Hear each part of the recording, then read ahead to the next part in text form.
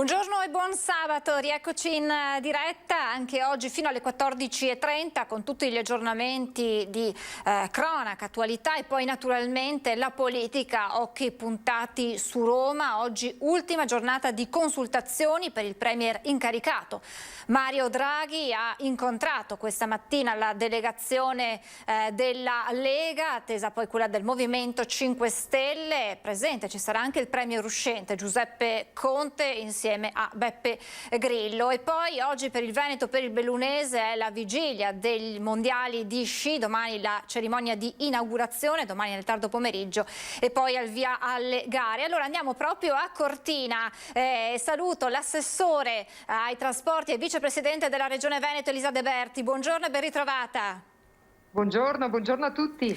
Allora, a Cortina, perché oggi lei prenderà parte tra meno di mezz'ora all'inaugurazione di questa Situation Room. Allora le chiedo subito qual è il clima che si respira a Cortina per questi mondiali, purtroppo a porte chiuse per l'emergenza, con anche rigide misure di sicurezza, ma insomma è un modo per ripartire attraverso lo sport.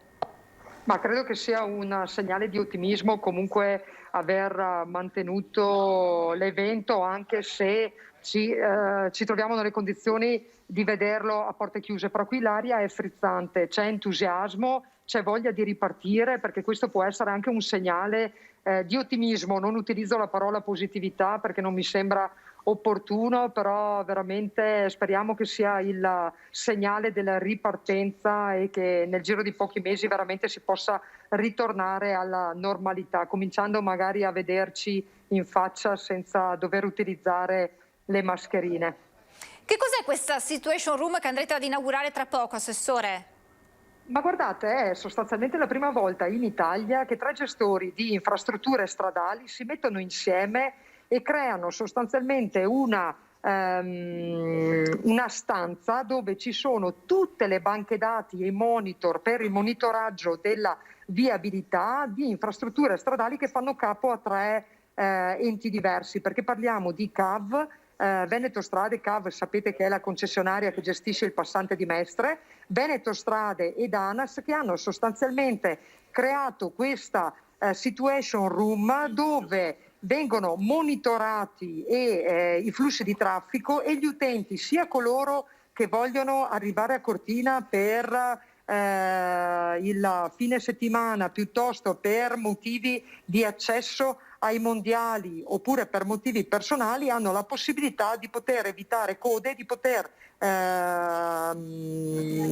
utilizzare viabilità libera. È un modo per dare una mano anche agli utenti della strada, ma anche ai residenti, di poter vivere con maggior serenità questo momento. È un evento straordinario perché è la prima volta in Italia che viene fatto e sinceramente, vedendo come l'hanno organizzata, già sto pensando di replicarlo in altre parti del Veneto, dove un'ipotesi di questo tipo, un'alleanza di questo tipo tra i vari gestori delle infrastrutture stradali potrebbe risolvere diversi problemi di flussi di traffico che abbiamo un po' sparsi per tutto il Veneto. Ma ha già qualche idea? Sì, ho qualche idea, perché comunque ci sono, soprattutto vi faccio degli esempi, quando ci sono dei cantieri, soprattutto in pregio alle autostrade dove magari i flussi di traffico sono particolarmente elevati, nel momento in cui delle uscite, delle tangenziali piuttosto che delle autostrade vengono temporaneamente chiusi, creano comunque una confusione nell'utente della strada che non è proprio irrilevante. Quindi di fatto una soluzione di questo tipo potrebbe dare un aiuto agli utenti della strada per poter affrontare in maniera più serena i disagi dovuti ai cantieri. Però è sicuramente da replicare, cioè è un progetto innovativo che mette insieme le forze di più società e è un servizio ai cittadini veramente che può essere molto molto efficace. Assessore, questa è anche la settimana in cui hanno riaperto in presenza le scuole superiori. C'era molta attesa, anche probabilmente un po' di preoccupazione sulla tenuta del sistema dei trasporti, del trasporto scolastico. Lei nella prima giornata presente insieme al governatore Zaia a Marghera ha parlato di un bilancio positivo. Resta positivo anche ad una settimana, in questa prima settimana? Guardate, io sono in contatto con le aziende di trasporto e giornalmente mi mandano il report della situazione. Diciamo che la prima settimana si è conclusa in modo sereno, non ci sono stati grandi criticità. Tenete presente che parliamo di oltre 2100 autobus, e parlo solo del TPL Gomma, 2100 autobus che girano per il Veneto tutti i giorni. Parliamo di 23.024 corse che normalmente vengono fatte tutti i giorni, a cui se ne sono aggiunte 1229. Capite bene che noi riceviamo tutti i giorni qualche segnalazione magari di criticità, perché comunque dobbiamo riuscire a capire come gestire l'accesso agli autobus quando gli studenti sono tanti. Cercano ovviamente di salire tutti sul primo autobus quando magari a distanza di 2 minuti o di 4 minuti ci sono altri 2 autobus che arrivano. Però a parte questo, la gestione dell'accesso agli autobus, che ricordo che è agevolata in molte zone, in molte stazioni e molte fermate dagli stewards che abbiamo messo nel piano trasporti, e che ci tengo a dire che noi siamo stati i primi a novembre, quando abbiamo fatto il piano rielaborato con le aziende di trasporto, a prevedere questa figura, e so che adesso anche altre regioni, perché il problema dei controlli era un problema enorme, e anche altre regioni ci stanno seguendo in questo. Non c'è niente da fare, se ti serve il personale per controllare, quel personale nel periodo di necessità lo devi assolutamente assumere. Ricordo anche che siamo ancora al 50% di presenza a scuola. Nelle prossime settimane si implementerà l'offerta di autobus per poter prepararsi a quando si arriverà al 75%, perché se da un punto di vista epidemiologico la situazione rimarrà tranquilla, possiamo anche spingerci oltre e arrivare al 75% di didattica in presenza. Io sono molto fiduciosa, la prima settimana è andata bene, non dobbiamo abbassare la guardia su nessun fronte, sia da un punto di vista degli studenti per quanto riguarda il rispetto delle precauzioni, sia da un punto di vista dei controlli da parte delle aziende di trasporto. Adesso ci prepariamo per affrontare la seconda settimana, però io sto monitorando veramente in tutto il Veneto tutti i giorni la situazione, e fino ad oggi grandi criticità non ce ne sono state. Qualche segnalazione che io prontamente giro all'azienda di trasporto, e l'azienda di trasporto fa una verifica mirata su quella corsa. Però ribadisco, insomma, parliamo di quasi 25.000 corse al giorno. Positivo anche il comportamento dei ragazzi, l'ha sottolineato il Presidente Zaia. I ragazzi hanno risposto bene a questo appello che era stato rivolto loro.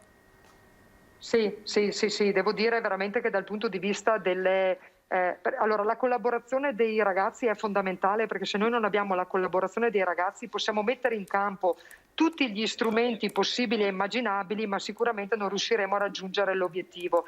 I ragazzi veramente ma anche le famiglie si stanno impegnando per dare una mano, e quindi veramente va una grande grazie a loro, alle loro famiglie, ma anche a tutti gli operatori del trasporto che tutti i giorni lavorano sulle strade. Tenete presente che io sono anche in contatto con alcuni coordinamenti provinciali dei consigli di istituto, dei presidenti di consiglio di istituto, che abbiamo fatto una riunione la settimana scorsa per confrontarci, abbiamo una riunione a metà febbraio per fare il punto della situazione, per raccogliere le segnalazioni che arrivano da genitori e anche dagli studenti, perché ci saranno anche gli studenti che parteciperanno a questa videoconferenza. Quindi insomma le segnalazioni, ho anch'io 2 figli che vanno a scuola tutti i giorni e quindi qualche ragionamento su come si può migliorare il servizio sicuramente può essere fatto e può essere un ottimo contributo per le aziende di trasporto. Ecco, vi sono arrivate segnalazioni particolari dalle famiglie che sappiamo essere molto attente a questo tema e che nella prima fase avevano segnalato appunto alcune criticità. Vi sono arrivate particolari segnalazioni oppure la situazione è tranquilla anche per quanto riguarda le famiglie? No, guardate, la situazione è tranquilla, anzi le famiglie hanno confermato che i trasporti hanno retto. Da questo punto di vista loro sono stati una conferma. Quello che vi dicevo prima, la criticità di una migliore distribuzione degli studenti tra più autobus che sono uno dietro l'altro a distanza di pochi minuti, diciamo che la criticità, se la vogliamo chiamare criticità, maggiore è più che altro che non ha senso che un autobus vada via con 40 studenti e quello dietro vada via con 10 studenti. Se si riescono a distribuirsi meglio, sicuramente anche da un punto di vista di sicurezza siamo più tranquilli tutti, quindi diciamo che non ci sono grandi segnalazioni.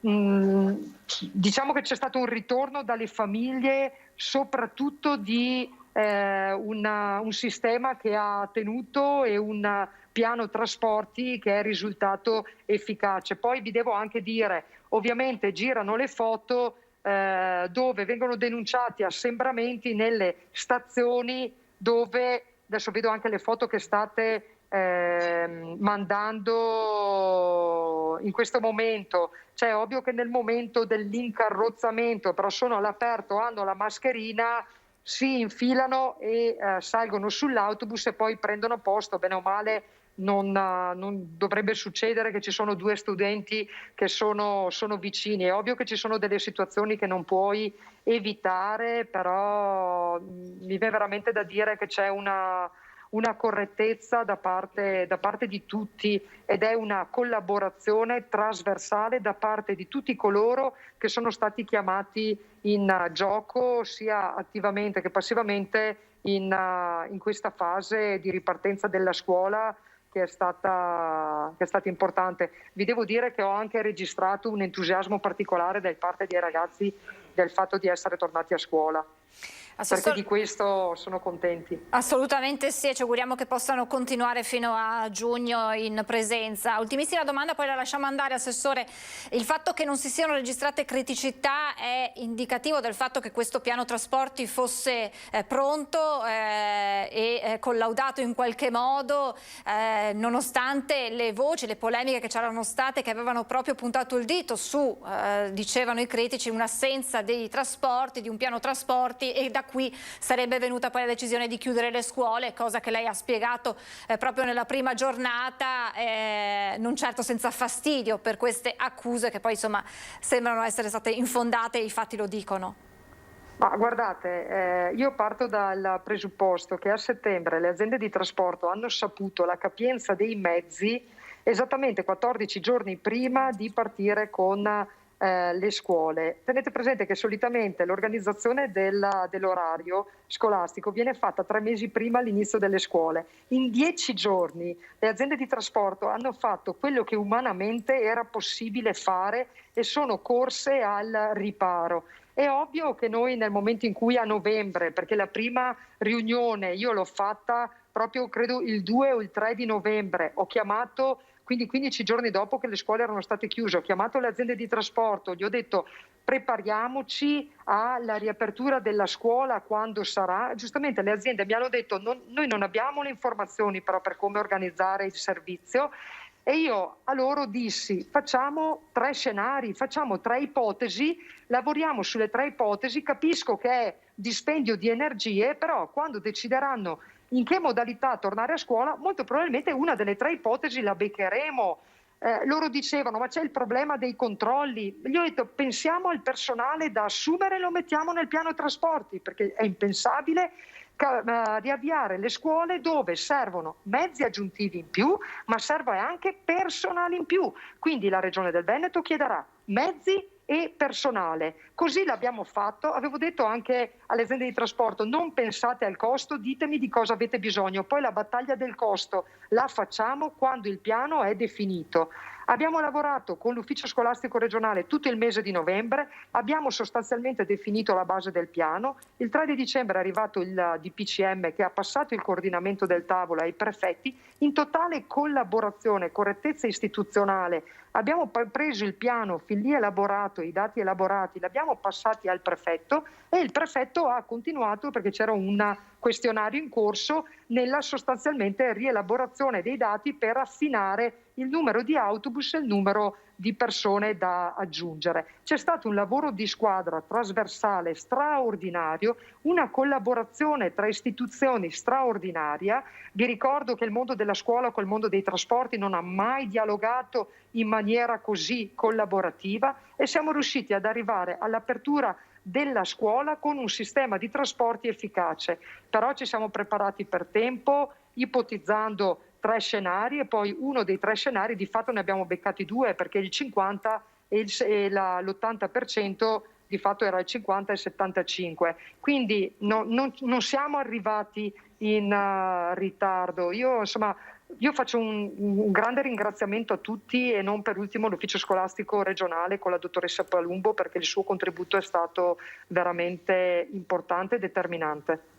Assessore, grazie davvero per il suo intervento, lo lasciamo andare all'inaugurazione di questa Situation Room. Grazie davvero all'assessore vicepresidente della Regione Veneto Elisa De Berti, grazie ancora, buon lavoro, buona giornata, a presto. Arrivederci. Il punto dunque sul fronte trasporti scolastici. A proposito di scuola, ieri lo avete seguito nella nostra diretta, nella conferenza stampa del presidente Zaia con la dottoressa Russo e poi nei nostri telegiornali, ci sono delle novità importanti sul fronte proprio delle scuole, perché da lunedì cambia il protocollo in caso di una positività in aula.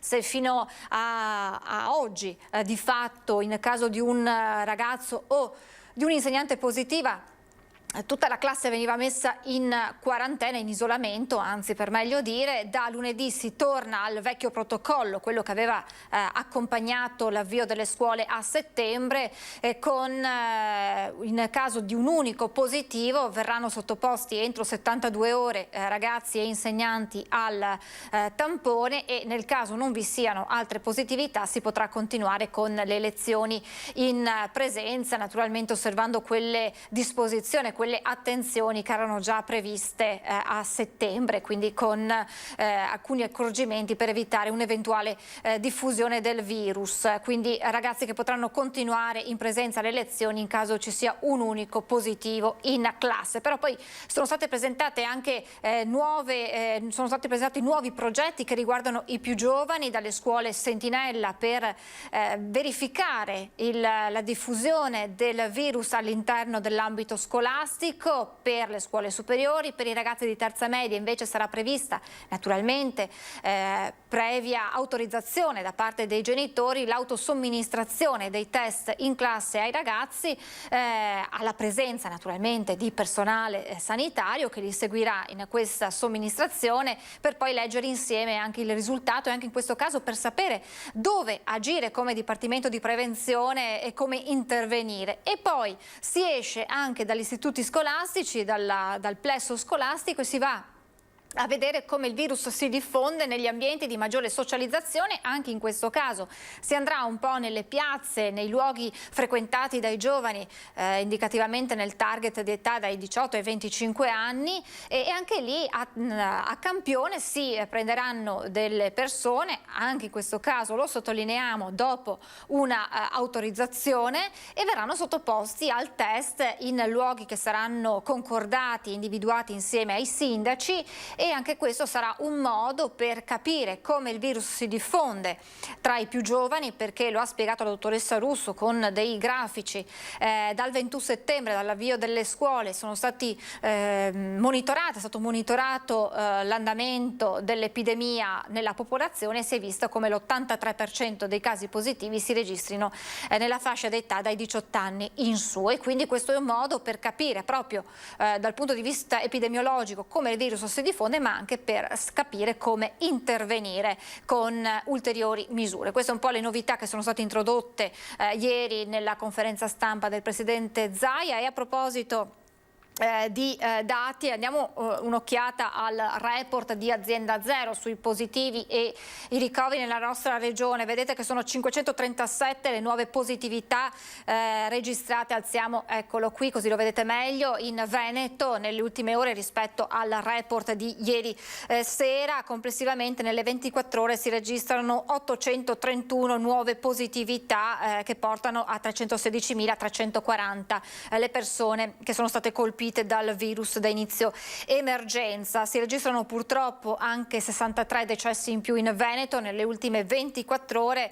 Dati positivi arrivano però dalla pressione ospedaliera, perché diminuiscono i ricoveri sia in area non critica che in terapia intensiva. In area non critica sono 1655 le persone attualmente ricoverate, di queste 1123 positive al Covid, mentre in terapia, quindi meno 54 rispetto al bollettino di ieri sera, quindi meno 54 persone ricoverate in Veneto in area non critica. Per quanto riguarda le terapie intensive abbiamo 195 pazienti, quindi si scende finalmente sotto la soglia dei 200 ricoverati in terapia intensiva. Di questi 195, 158 sono ancora positivi al Covid, si registrano quindi meno 14 posti letto occupati nelle ultime 24 ore nelle terapie intensive del Veneto, e quindi insomma dati incoraggianti. Ieri è stato dato anche il dato sull'R-Conti, che in Veneto si attesta insomma intorno allo 0,63%, e questo ha portato, considerando poi che la soglia di occupazione dei posti letto sia in area non critica che in terapia intensiva sono ben al di sotto del limite fissato a livello nazionale, hanno permesso al Veneto di rimanere ancora in fascia gialla. Tra l'altro questo sarà il primo fine settimana in fascia gialla, e quindi in tutti i comuni del Veneto, soprattutto nei grandi centri, ci sono controlli, sono stati garantiti controlli da parte delle forze dell'ordine per evitare situazioni pericolose, assembramenti. La voglia di tornare alla normalità è tanta, ma purtroppo il virus continua a circolare, continua ad essere pericoloso, a portare i pazienti in terapia intensiva e purtroppo, lo vediamo anche dai dati, continua a provocare vittime, quindi l'attenzione deve comunque rimanere massima. Chiedo alla regia se abbiamo l'ospite per continuare a parlare di sanità. Parliamo insomma di eccellenze della nostra regione, eccellenze sanitarie che non si sono mai fermate nemmeno nel pieno della pandemia. Parliamo di questo insieme al dottor Filippo Alongi, direttore della radioterapia oncologica avanzata dell'ospedale Don Calabria di Negrar. Buongiorno dottore, ben ritrovato. Buongiorno ai telespettatori. Allora, proprio l'altro giorno si è celebrata la giornata mondiale contro i tumori, che insomma restano purtroppo una delle principali cause di morte, e abbiamo sempre detto, l'abbiamo sempre ricordato come l'oncologia è stato uno di quei reparti che non si è mai fermato nemmeno nel pieno della pandemia, né nella prima ondata, tantomeno in questa seconda ondata. Il vostro lavoro è sempre stato massimo per garantire ai pazienti, dalla diagnosi alle cure, la massima assistenza. Sì, sicuramente abbiamo sofferto in particolare soprattutto durante la prima ondata, dove c'è stata una maggiore reticenza dei pazienti per i vari controlli e per le varie terapie. Ricordo che il nostro è un dipartimento di oncologia in cui facciamo radioterapia, e quindi deve pensare che molti pazienti siano stati intimoriti dalla pandemia e lo siano tuttora. Ieri, come ben detto, il 4 febbraio è stata la giornata mondiale contro il cancro, una giornata molto importante perché dobbiamo ricordare il ruolo delle terapie, e la radioterapia in questo contesto è sicuramente, insieme alla chirurgia, insieme alla terapia farmacologica, una delle terapie più efficaci, meno invasive, e pensi che viene utilizzata nel 60% dei casi delle storie dei pazienti oncologici. Ecco, dottore, prima di entrare proprio nel merito di queste tecnologie, di questi appunto mezzi che utilizzate, questi strumenti che voi utilizzate al Sacro Cuore Don Calabria, che è un centro di riferimento regionale per la radioterapia oncologica e che assiste ogni anno 1 migliaio di pazienti, il 30% dei quali che arrivano anche da fuori regione, proprio come per indicare come sia un punto di riferimento non solo regionale ma anche nazionale il vostro centro. Lei prima faceva riferimento al fatto che molti pazienti intimoriti dalla situazione epidemiologica, dalla pandemia, abbiano evitato, probabilmente anche ritardato un consulto con voi o le cure. Avete un focus da questo punto di vista? Sappiamo che sono stati lanciati vari allarmi proprio dalla comunità scientifica sulla mancanza e spesse volte un ritardo nella diagnosi proprio per questo timore di avvicinarsi all'ospedale durante questi mesi di emergenza.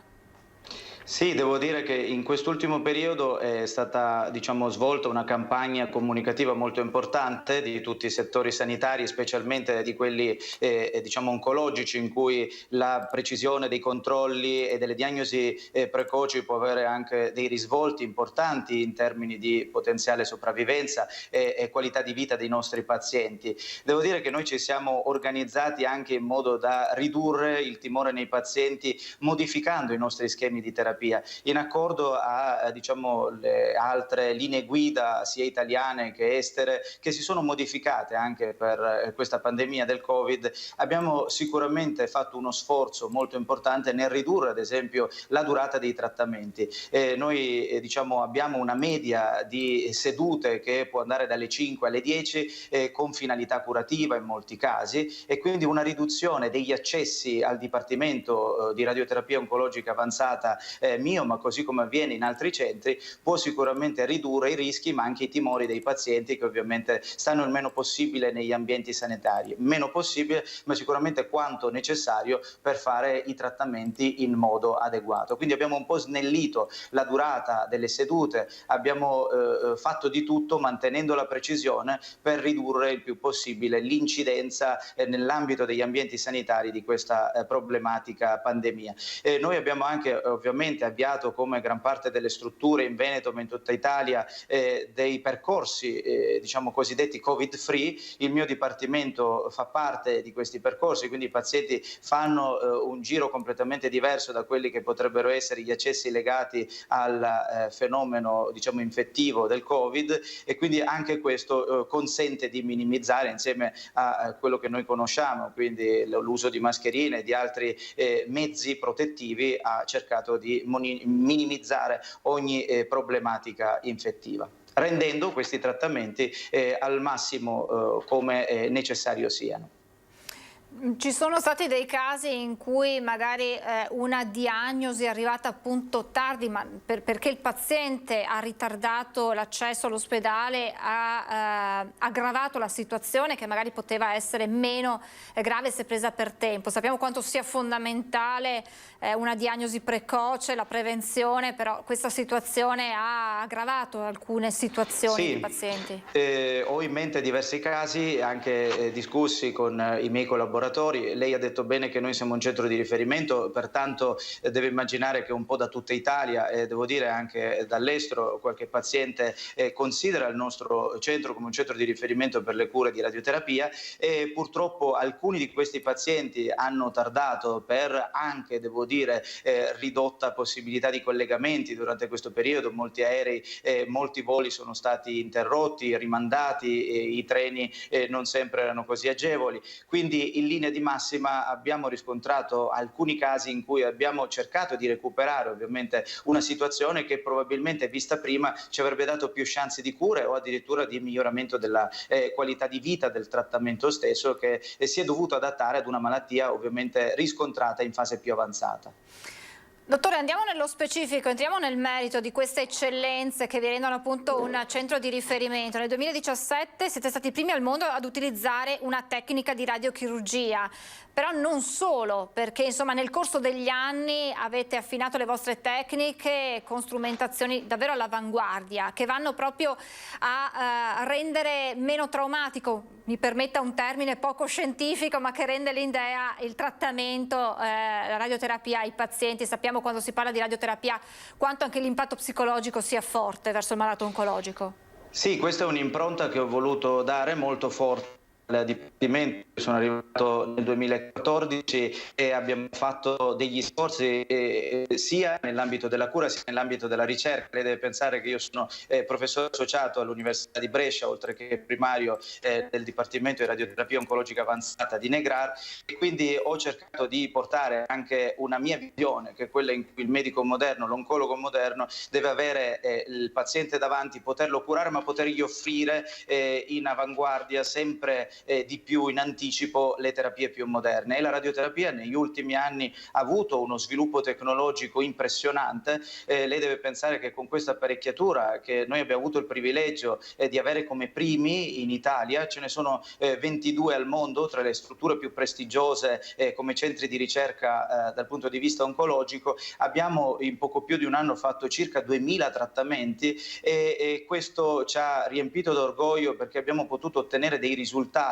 ma anche diciamo dei dati che alcuni colleghi avranno nei prossimi anni. Quindi in anticipo abbiamo confermato come la radioterapia moderna sia ben tollerata, perché i pazienti hanno una qualità di vita eccellente durante questi trattamenti, che non devono essere più visti come la radioterapia di qualche decennio fa, in cui la prima cosa che veniva in testa erano gli effetti collaterali o le paure degli effetti anche tardivi del trattamento. Possiamo dire che con una radioterapia moderna, precisa, con l'utilizzo di questi strumenti, deve pensare che con l'apparecchiatura Unity, di cui abbiamo il privilegio di essere gli unici in Italia, abbiamo una risonanza magnetica ad alto campo, che è la stessa che utilizzano i colleghi diagnosti per definire la malattia. Noi ce l'abbiamo direttamente nella sala di trattamento, quindi per ogni seduta individuiamo il nostro tumore, riusciamo a schermare, proteggere, eliminare gli organi sani circostanti e molto vicini al tumore, e questo ci consente di dare una dose tumoricida spesso più alta al nostro tumore, e possiamo dare delle dosi minime spesso assenti agli organi sani, che spesso invece erano gravati dagli effetti collaterali. In particolare siamo stati, come ha ben detto lei, pionieri delle tecniche di radiochirurgia e radioterapia stereotassica ablativa. Questi termini, che non devono spaventare, non sono altro che delle tecniche di precisione, dove su piccoli volumi riusciamo a essere competitivi con il chirurgo. Dico competitivo in senso ovviamente positivo, noi ci integriamo con le altre terapie, non vogliamo sostituirci, ma ci sono spesso dei pazienti non sottoponibili agli interventi chirurgici o già gravati da chemio e radioterapie su altre sedi, in cui possiamo intervenire su volumi molto piccoli e possiamo eradicare la malattia su quelle sedi, sia con finalità primitiva su tumori primitivi, parlo del tumore ad esempio al polmone in stadio precoce, e sia per le metastasi. E un esempio classico sono le metastasi encefaliche, in cui in una seduta di pochi secondi riusciamo a fare quello che il bisturi dovrebbe fare in modo più indaginoso, con anestesia, con recupero e con ricoveri che invece per noi non sono assolutamente necessari. Dottore, ci fermiamo, abbiamo una brevissima pausa pubblicitaria e poi tornerei da lei per una conclusione. Le chiedo di restare un attimo in attesa, qualche minuto di pubblicità e poi torniamo di nuovo in diretta, tra poco. Grazie.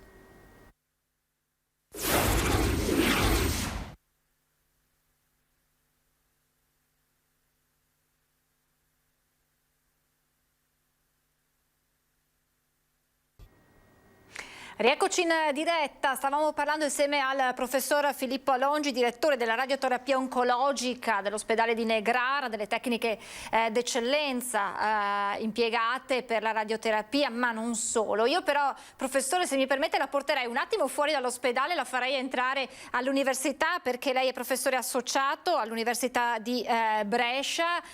Come sono stati questi mesi di didattica in presenza, didattica a distanza, soprattutto per chi come lei è docente nella facoltà di...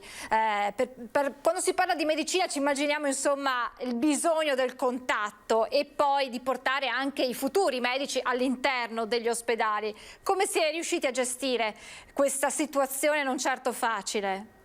Sì, ha detto bene, abbiamo in quest'ultimo periodo avuto delle difficoltà. Le faccio un esempio: ieri ero in commissione d'esami degli studenti di medicina e lei ha detto giustamente insegno all'unità di Brescia perché al momento la scuola di specializzazione in radioterapia all'Università di Verona non è aperta, non è disponibile.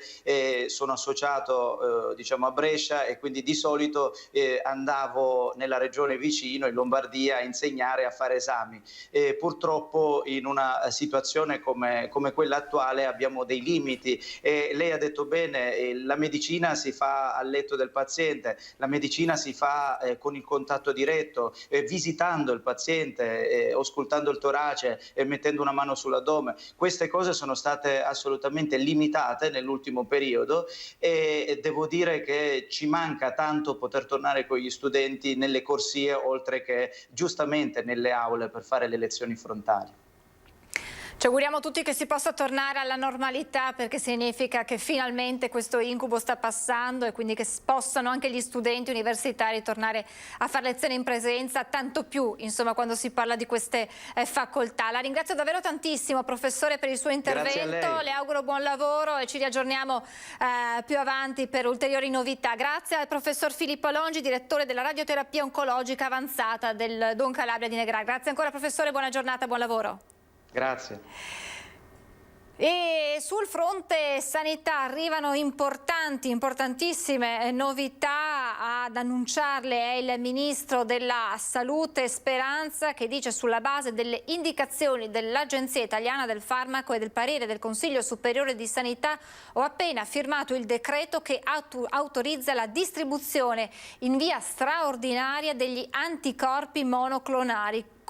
Così abbiamo, dice Speranza, insieme ai vaccini una possibilità in più per contrastare il Covid-19. Quindi un'importante novità sul fronte delle terapie per quanto riguarda la lotta al Covid. Abbiamo detto prima, primo fine settimana in fascia gialla, quindi bar aperti fino alle 18 e molti controlli nei vari comuni. Ebbene, un bar del centro di Verona è stato chiuso per 5 giorni dalla polizia locale. Gli agenti sono intervenuti anche in base all'osservazione dei social network, dove erano state pubblicate immagini di assembramenti. Il comandante della polizia locale Scaligera, Luigi Altamura, ha riferito che sul posto sono intervenute 4 pattuglie che hanno trovato decine di giovani, in gran parte minorenni, assembrati nel plateatico del locale. Per questo, oltre alle sanzioni previste dal DPCM, al gestore è stata applicata la sospensione della licenza. Dunque misure severe ma necessarie per garantire la sicurezza, permettendo però alle attività di rimanere aperte, di continuare a fare il loro lavoro, perché sappiamo come la situazione di queste realtà, ristoranti, bar, sia davvero molto difficile. In tal senso arrivano anche dei dati, un'analisi della CGA di Mestre che fotografa una situazione a livello economico a dir poco drammatica. Infatti dalle stime sull'andamento medio del fatturato 2020, i settori più colpiti dalla pandemia hanno interessato in particolar modo il commercio, i servizi alla persona, l'area dell'intrattenimento. Per quanto riguarda proprio bar e ristoranti si parla di un meno 34,7%. E nel dettaglio la perdita di fatturato per queste realtà si aggira intorno al meno 21,3 miliardi di euro. Insomma, numeri davvero drammatici che ci danno la realtà in cui si trovano a vivere coloro che ruotano intorno a queste attività. Ma poi ci sono dati che riguardano anche le piscine, le palestre, cinema, teatri, tutte quelle attività che a causa della pandemia sono rimaste chiuse per i vari provvedimenti adottati in tutti questi mesi. E poi c'è tutto il comparto del turismo e dovremmo avere in collegamento, se lo riesco a vedere dal monitor, monitor per parlare proprio di turismo non abbiamo ancora. Allora vi diamo tra pochissimo anche proprio i numeri della CGIA di Mestre sul comparto turistico, tour operator, agenzie di viaggio, alberghi, anche qui lo ripetiamo, numeri davvero pesanti. Torniamo ad un attimo alla cronaca con gli aggiornamenti su quanto accaduto l'altra sera, giovedì sera, scusatemi, intorno alle 19:30 in un campo nomadi a Sant'Apollinare, a Rovigo. Un ragazzo di 17 anni ha ucciso il padre a colpi di macete al culmine di una lite. Gli aggiornamenti nel servizio della nostra redazione di Padova. Un omicidio studiato, preparato dal figlio di 17 anni e dalla fidanzata di lui di 26. Gli agenti della squadra mobile di Rovigo, coordinati dalla procura, continuano a indagare sulla morte di Edis Cavazza, 45 anni, e sono al lavoro per ricostruire l'esatta dinamica di quei pochi minuti di follia avvenuti in un accampamento di nomadi in via Risorgimento a Sant'Apollinare, tra i comuni di Rovigo e Ceregnano. Sono le 19:30 quando il ragazzo e la fidanzata, Annalisa Guarnieri, tornano alle roulotte. Entrano nella più grande, quella di famiglia. Entrambi, secondo quanto ricostruito sinora, brandiscono un macete, un coltello lungo mezzo metro. Mentre lui avrebbe scagliato un unico colpo contro il padre, lei avrebbe tenuto a bada la madre del fidanzato e i fratelli più piccoli. Un attimo. Edis Cavazza, colpito a morte alla clavicola sinistra, avrebbe tentato di chiedere aiuto uscendo dalla roulotte, ma sarebbe morto poco dopo. I due invece si sono dati alla fuga, lasciando un macete nella roulotte e disfacendosi dell'altro che pare abbiano lanciato nel Canal Bianco. Una latitanza durata solo 3 ore per la coppia, arrestata dalla polizia a Ceregnano nei pressi della casa del padre della donna. Alla ricostruzione manca l'esatta motivazione del gesto. Liti di sapori erano frequenti a quanto pare tra padre e figlio. Il figlio sarebbe stato in stato di alterazione psicofisica giovedì. Domande cui cercheranno di rispondere le indagini. Intanto per i due è scattato il fermo con l'accusa di omicidio premeditato in concorso, in attesa dell'udienza di convalida. Questi gli aggiornamenti dunque sull'omicidio nel Rodigino e torniamo però alla crisi economica legata all'emergenza Covid. Ne parliamo e vi diamo anche i dati proprio di oggi della CGIA di Mestre. Ne parliamo insieme al presidente Marco Michielli, presidente di Confturismo. Buongiorno Presidente, ben ritrovato. Buongiorno a tutti voi. Allora Presidente, non so se ha avuto modo di vedere questo studio della CGIA, le do al volo alcuni dati che sono stati proprio resi noti oggi che riguardano il settore del turismo. Si parla di un meno 53% per quanto riguarda il fatturato 2020 per alberghi e alloggi, il che si traduce per gli alberghi in un meno 13,9 miliardi, per le agenzie di viaggio e tour operator si parla di un fatturato del meno 73,2% che si traduce in meno 9,3 miliardi. Questa è un po' la fotografia che viene fatta dalla CGIA di Mestre sui settori maggiormente colpiti e naturalmente il turismo è uno di questi. Dati che non vi colgono di sorpresa, immagino, purtroppo. No, ahimè no. Credo che questo dato peraltro sia un dato nazionale perché non mi ritornerebbero le cifre con il Veneto. Sì, assolutamente. Allora farei un piccolo upgrade, se mi è consentito, nulla togliendo ai perfetti conti della CGIA di Mestre. Il Veneto, per la sua conformazione prima regione turistica italiana e per la preponderanza delle città, per il grande peso che hanno le città d'arte, in realtà presenterà dei numeri peggiori, in quanto il famoso 50% a livello nazionale è molto influenzato da quello che è stata l'estate scorsa per il settore balneare, nel quale effettivamente un 40-50% è stato raggiunto a livello nazionale, ma mentre le spiagge di tutto il resto d'Italia, a partire perfino da Rimini che sembra molto piena di tedeschi, di danesi eccetera, ma in realtà ha una preponderanza di italiani, le nostre spiagge lavorano mediamente al 65% con stranieri, per cui il calo delle nostre spiagge è stato anche più marcato. Il disastro autentico e le spiagge sono quelle che contribuiscono a innalzare la media. Spiagge unitamente al lago di Garda, chiaramente alla montagna, per cui che si riferisce ai dati del 2020.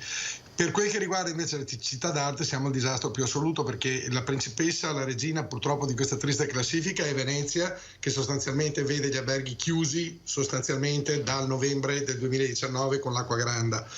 E su questa si è innescata la crisi Covid, per cui Venezia è la bellezza di 1 anno e 4 mesi, 1 anno e 4 mesi che non lavora.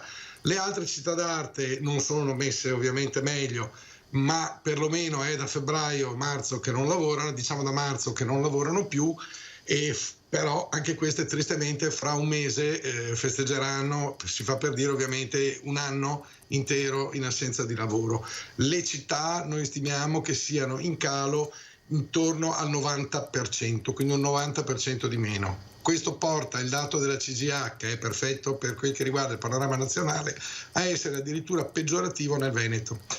L'ulteriore cosa peggiorativa del Veneto è il peso specifico del turismo all'interno del PIL regionale, perché regioni che hanno dignità enorme, per carità dell'amor di Dio, ma penso, non lo so, alla Basilicata, hanno un'incidenza del turismo che è molto inferiore a quella del Veneto sul proprio PIL. Per cui la concomitanza di questi due fattori, l'internazionalizzazione del nostro turismo soprattutto, il peso gravoso delle città d'arte sul totale delle presenze turistiche, fa sì che purtroppo il Veneto in questa classifica non sia almeno 50, ma minimo meno 60%, volendola vedere con un minimo di bonomia. Quindi con una visione ottimistica meno 60%. Sì, guardi, allora è inutile che i nostri conti sono un meno 70. Ecco, io spero tanto, confido da Veneto per l'economia della nostra regione che il dato sia meno 60 alla fine, però. Ascolti Presidente, c'è un nuovo governo in fase di formazione, o meglio intanto si sta cercando di capire che consenso a livello politico potrà avere il governo targato Mario Draghi. Intanto le chiedo come vede questa figura individuata dal Capo dello Stato per traghettare l'Italia in questa fase ancora molto difficile. Ma guardi, spazzo subito il terreno. Mi dispiace che il mandato di Draghi al massimo possa durare un anno e mezzo fino alle elezioni del Presidente della Repubblica. Draghi è una figura che è diventata mitologica, vorrei dire, in ambito italiano, ma direi in ambito europeo, ed è riconosciuta in tutto il mondo. Al di là di questo è una persona seria, è una persona che ha sempre dimostrato di essere, al di là della enorme preparazione, della capacità di trattativa che ha, di mediazione con gli altri paesi, perché fare il Presidente della BCE, signori, non è un compito facile. Anche fare il Presidente del Consiglio italiano, ahimè, non lo è, però troviamo una persona ferrata, preparata e soprattutto che dà speranza al mondo dell'economia. E per mondo dell'economia io non intendo dire il mondo delle imprese, intendo il mondo dell'economia allargato, quindi noi e i nostri collaboratori, tanto per essere sicuri, perché gli italiani del fare non possono che vedere di buon occhio il fatto che ci sia un uomo del fare al governo. Dopo speriamo che lo lasciano lavorare. Guardi, se devo fare il sindacalista fino in fondo, molto probabilmente non riusciremo a portare a casa da Draghi quelle misure che potremmo portare a casa da un governo politico, però io ho un faro dinanzi a me, e in questo ce l'hanno anche tutti i miei colleghi, devo dire, bofonchianti o meno bofonchianti, che è quello che se le cose vanno bene per l'Italia, vanno bene per ogni singolo italiano, per ogni impresa italiana. Quindi benvenuto Mario Draghi.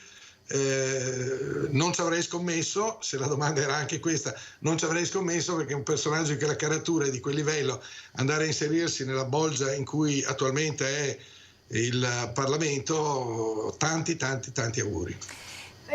Presidente, è un tecnico di fatto Draghi, non è certo un politico, e lui quando gli si è fatta la domanda su un governo politico, un governo tecnico, perché ora ci si interroga anche su chi sarà a comporre questa squadra di governo, laddove lui dovesse sciogliere naturalmente le riserve, lui ha parlato di competenze.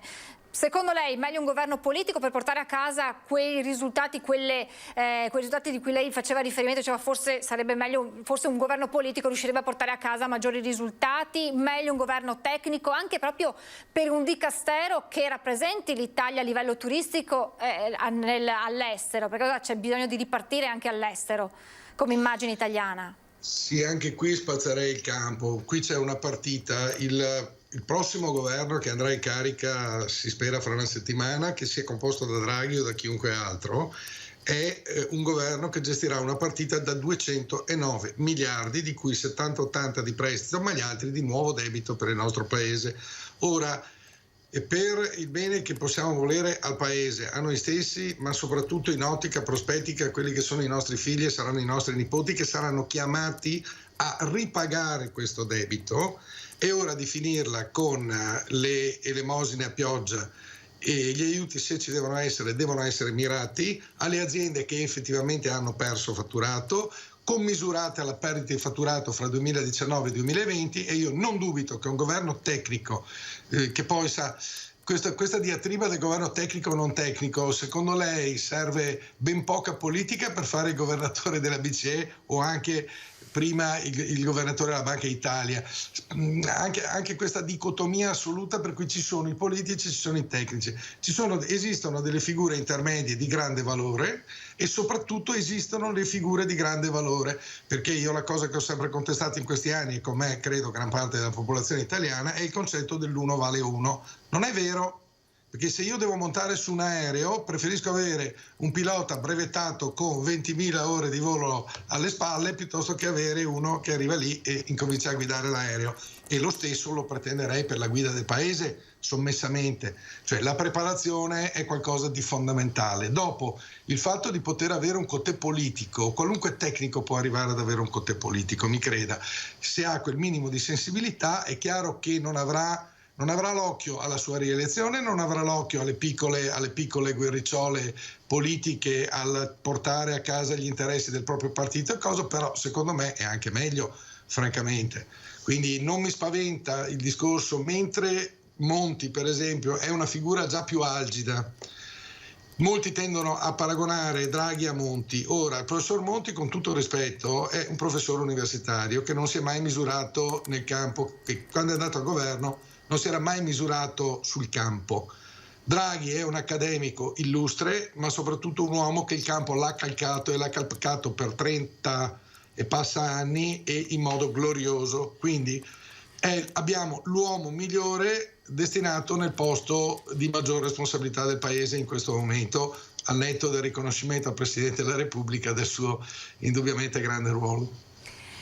Presidente, tornando un attimo, lasciando i palazzi romani e tornando in Veneto, in questi giorni è stato nominato spesso lei insieme al Presidente di Confindustria Carraro dal Governatore Zaia su quella idea legata naturalmente ai vaccini di rendere obbligatorio in qualche modo la vaccinazione per le imprese, in particolar modo insomma, per garantire una sicurezza a chi per lavoro viaggia, ha rapporti con l'estero e quindi per garantire una copertura vaccinale. E per quanto riguarda il turismo, l'idea di avere un turismo covid free in Veneto e quindi delle strutture anche che diano una garanzia ai turisti che dall'estero, ma non solo, vengano in Italia e quindi con una copertura per gli operatori proprio del turismo. Un'idea che mi sembra di capire state portando avanti con una serie di incontri o comunque insomma di confronti che avete con il Governatore Zaia.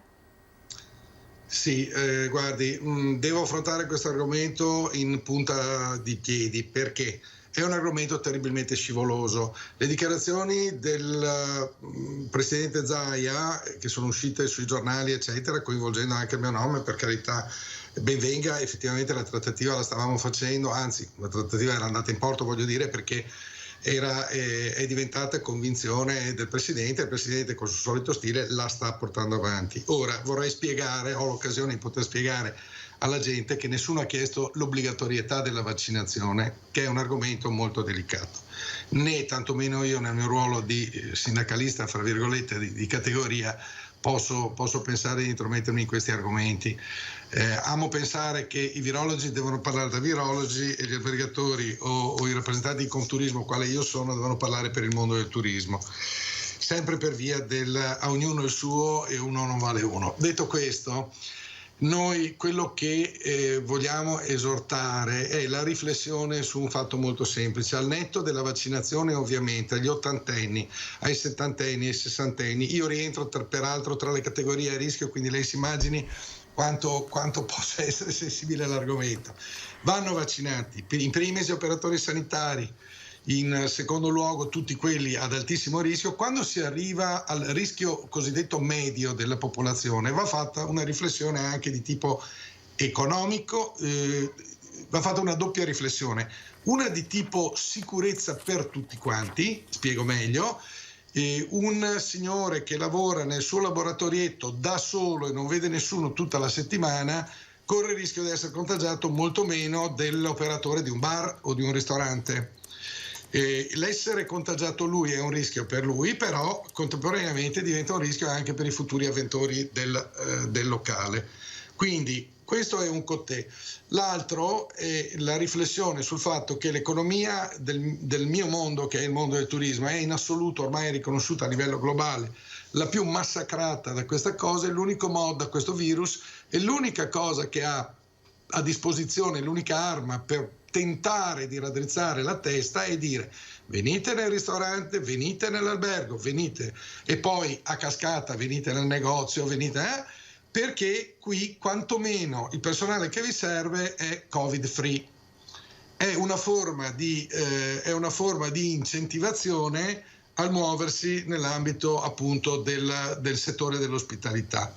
Ci sono altri settori, se la domanda è ci sono altri settori che sono a contatto diretto col pubblico e che presentano le stesse identiche caratteristiche di contagiabilità da parte degli operatori e ricontagio nei confronti della clientela? Sicuramente sì, ma allora io dico, sediamoci a un tavolino, stiliamo una classifica, fra virgolette, vera di quelle che sono le posizioni più a rischio, dopodiché procediamo con la vaccinazione per gradi, vaccinando prima queste persone, e secondo me è una cosa intelligente perché, ripeto, eviti che queste si contagino e ricontagino, e per ultimi contagiamo quelli che vivono in un mondo a parte, sigillato, in cui sono relativamente più tranquilli di non prendersi e di non trasmettere il virus. Spero di essere stato chiaro e di evitare gli haters sui vari social. No, ha fatto benissimo a sottolineare, a specificare questo, perché sappiamo che quando si parla di vaccinazioni, accanto alla parola obbligo, si creano sempre molte discussioni, e quindi ha fatto bene a sottolineare questo. L'ultimissima domanda, Presidente: che cosa chiedete al governo Draghi per quanto vi riguarda e al futuro Ministro degli Esteri, che in qualche modo dovrà avere poi rapporti anche con quell'Europa, ma non solo, che spesso ha additato l'Italia negativamente per quanto riguarda proprio la diffusione del virus? Guardi, quello che chiederemo al governo Draghi è la stessa identica cosa che abbiamo chiesto al governo Conte. Serietà innanzitutto. Perché? Ma con Draghi sfonderemo, credo, porte aperte. Questo governo ha già speso 130 miliardi, che non sono proprio brustolini, 130 miliardi di debito che ci troveremo sulle spalle da ripagare, facendo elargizioni, mance, piccole prebende e senza risolvere soprattutto i problemi. Se lei pensa che quella disgraziata manovra del cashback è stata cubata 4 miliardi di euro, il disgraziato bonus vacanze cubava 2 miliardi e 7, e se mettiamo in un pacchetto bonus monopattini, bonus televisioni, bonus questo, bonus quello, a botte di 100, 200, 300 milioni di euro l'uno, arriviamo a una cifra impressionante. Arriviamo a far sì che oggi come oggi ci si possa guardare indietro e dire: se non fossero state fatte tutte queste disgraziate misure populiste e senza effetto sull'economia, si sarebbero potuti dare i ristori alle categorie effettivamente colpite, esattamente come viene fatto in Francia. L'altro giorno ero con il collega Alaimo, che è presidente della FIPE e della Federazione dei Pubblici Esercizi, il quale ha un ristorante a Parigi. Lui a Parigi sta ricevendo regolarmente, è chiuso, perché là con una serietà un po' maggiore, invece che prendere in giro aprite al pomeriggio ma alle 6 chiudete eccetera, hanno detto restate chiusi, però hanno dato risarcimenti tali da far sì che le imprese, quando riapriranno, esisteranno ancora. In Italia invece sono state date elemosine, faccio sempre il mio esempio tanto per farvi capire, perché c'è qualcuno che crede che siano arrivate centinaia di migliaia di euro a ogni albergo. La realtà non è così. Io ho un albergo a 70 camere al mare, ho preso 3.000 euro. Ora, con tutto il rispetto, per un singolo euro, ma con 3 milioni di euro cosa pensate che faccia? Mi pago neanche la bolletta del telefono? Quindi se ci fossimo concentrati, se ci fossimo orientati in un determinato senso, noi adesso avremo probabilmente alberghi chiusi, ristoranti chiusi, eccetera, però con aziende sostanzialmente pronte a ripartire. La verità è che se continua questo andazzo, al momento della riapertura stimiamo che ci saranno un 30-40% trasversalmente parlando per tutto il mondo del turismo di imprese che non riapriranno mai più, e saranno imprese che appunto porteranno i libri in tribunale e collaboratori delle imprese che andranno a casa. Spero che Draghi dia un'inversione rapidissima a questo andazzo. Magari io auspico che possa reperire fondi inopportunamente allocati al cashback, ripeto, recuperare quel miliardo che c'è ancora in pancia al miliardo e mezzo, anzi, che è ancora in pancia al bonus vacanze, per veicolarlo in modo più virtuoso a sostenere le aziende proprio per prepararle alla ripartenza. Sempre lineari e cristalline le sue dichiarazioni, Presidente. Io la ringrazio davvero moltissimo. Ci diamo appuntamento quando questo governo sarà formato per capire già quali strade verranno percorse sul fronte turismo e non solo. Grazie davvero al Presidente Marco Michielli, Presidente di Confturismo. Buon lavoro e a presto. Buon fine settimana. Grazie a lei. L'analisi severa del Presidente di Confturismo Michielli, le richieste, le aspettative verso il governo Draghi, che dovrebbe formarsi, ricevere insomma i consensi a livello politico stanno crescendo.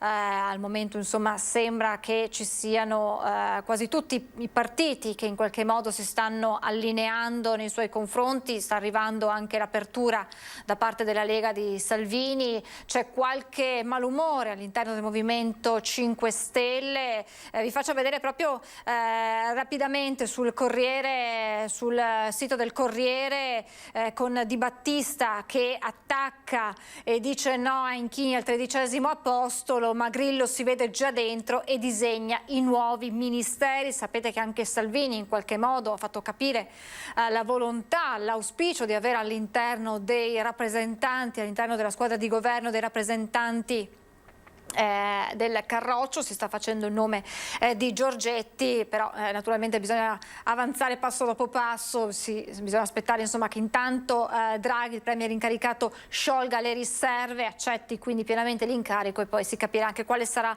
la squadra di governo che lo accompagnerà in questi mesi difficili. Prima di andare dai miei ospiti che vedo già in collegamento, che ringrazio e che chiedo di pazientare ancora pochi secondi, un aggiornamento di cronaca. Il pubblico ministero di Treviso, Massimo De Bortoli, durante l'udienza preliminare per il crack di Veneto Banca ha chiesto il rinvio a giudizio dell'ex AD, amministratore delegato dell'istituto Vincenzo Consoli, per i reati di truffa, ostacolo alla vigilanza e aggiotaggio. Il GUP Gianluigi Zulian si pronuncerà al termine della prossima udienza il 20 febbraio, quando sono attesi gli interventi delle difese dell'indagato e della liquidazione coatta amministrativa Veneto Banca come responsabile civile. Oltre a quello dell'accusa, leggiamo sempre un'agenzia ANSA, oggi vi sono stati degli interventi dei legali, delle associazioni dei risparmiatori traditi, oltre che degli avvocati di Banca Italia e Consob. Questo quindi sul fronte del crack delle popolari venete. Allora adesso vado subito a salutare i miei ospiti, perché apriamo una finestra su un mondo che piacerà soprattutto ai più piccoli, ma non solo, che è quello dei park zoologici. Buongiorno al dottor Diego Cattarossi, direttore scientifico del Tropicarium Park di Jesolo. Buongiorno dottore. Buongiorno. Insieme a lei abbiamo Monica Montellato, che è la titolare, la responsabile del Tropicarium Park di Jesolo. Buongiorno anche a lei, ben ritrovata. Buongiorno, grazie, buongiorno a tutti. Perché? Perché parliamo di tanti settori che sono in difficoltà, abbiamo parlato del turismo proprio pochi minuti fa, abbiamo parlato spesso dei bar, ristoranti, dei teatri, dei cinema, di quelle realtà che sono chiuse proprio per esigenze di sicurezza per questa pandemia. E poi c'è il mondo dei parchi zoologici, il Tropicarium di Esola è uno di questi, dove però all'interno non solo ci sono tutti coloro che lavorano all'interno di queste strutture, che naturalmente stanno risentendo delle chiusure, ma ci sono anche i protagonisti, coloro che rendono vivo questo Tropicarium, e quindi sono gli animali. Allora io partirei da lei, Monica Montellato, per capire la difficoltà di gestione in questi mesi di chiusura di questi animali che comunque hanno necessità di attenzioni e quindi di cure. Come sono stati questi mesi? Sono stati dei mesi molto duri, sono tuttora dei giorni molto duri, io dico, perché sì, ci siamo sentiti un po' abbandonati, questo è vero, un po' da tutti. Diciamo che quelle persone che ci sono state molto vicine sono sicuramente gli operatori, i miei collaboratori, che lavorano sempre con me per accudire e per tenere bene questi animali, perché gli animali sono vivi e ricordo, per noi non esistono feste, non esistono giorni di Natale, di Pasqua, non esistono neanche le pandemie in questo momento, esistono perché dobbiamo comunque rispettare tutte le regole che abbiamo sempre rispettato anche quando abbiamo potuto aprire al pubblico, ma dobbiamo comunque pensare sempre e solamente a loro per primi. Quindi gli animali devono vivere, devono mangiare, devono stare al caldo, perché noi parliamo di animali tropicali, quindi abbiamo anche delle esigenze che in questo momento sono molto particolari, quindi abbiamo molte spese particolari. E cosa dire? Dire che sembra che in quasi tutti i decreti, poi soprattutto all'inizio, tutti si siano dimenticati di questo mondo, ma il mondo del giardino zoologico è molto importante, perché non è solamente una mostra dove noi andiamo a vedere un animale e capire come è fatto. Abbiamo tutto un lavoro con loro, che poi capiremo, magari con le prossime domande capiremo meglio, cosa andiamo a fare con questi animali, il tipo di divulgazione che andiamo a fare con il giardino zoologico, l'importanza che ha.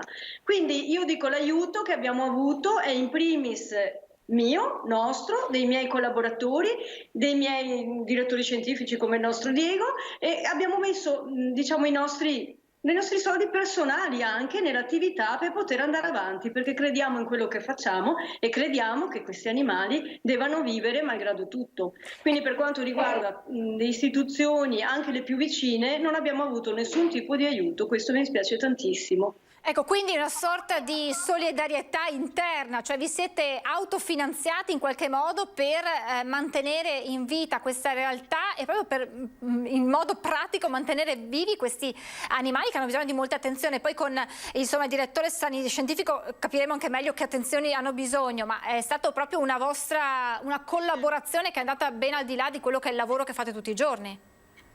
Assolutamente sì, e poi devo dire la verità, hanno partecipato anche a questa solidarietà moltissimi nostri fornitori, soprattutto quelli che ci aiutano nell'alimentazione degli animali, i gestori anche delle strutture che hanno creduto molto nell'aiuto e anche dei semplici amici, chiamiamoli amici, ma comunque clienti o amici che hanno voluto donare dei soldi alla struttura per poter mantenere gli animali. Quindi queste per noi sono state delle cose che ci hanno veramente aperto il cuore e avvicinato ancora di più al lavoro che noi facciamo tutti i giorni con molto piacere. Anche perché i parchi zoologici come il vostro, il Tropicarium, sono istituti che sono riconosciuti dal Ministero dell'Ambiente e quindi hanno un ruolo anche importante proprio per alcune specie, per cui vi siete stupiti del fatto che non vi sia stato riconosciuto, o meglio, vi chiedo, avete ricevuto una sorta di ristori magari non adeguati, come abbiamo sentito anche denunciare da altre attività, o non siete stati proprio presi in considerazione come realtà?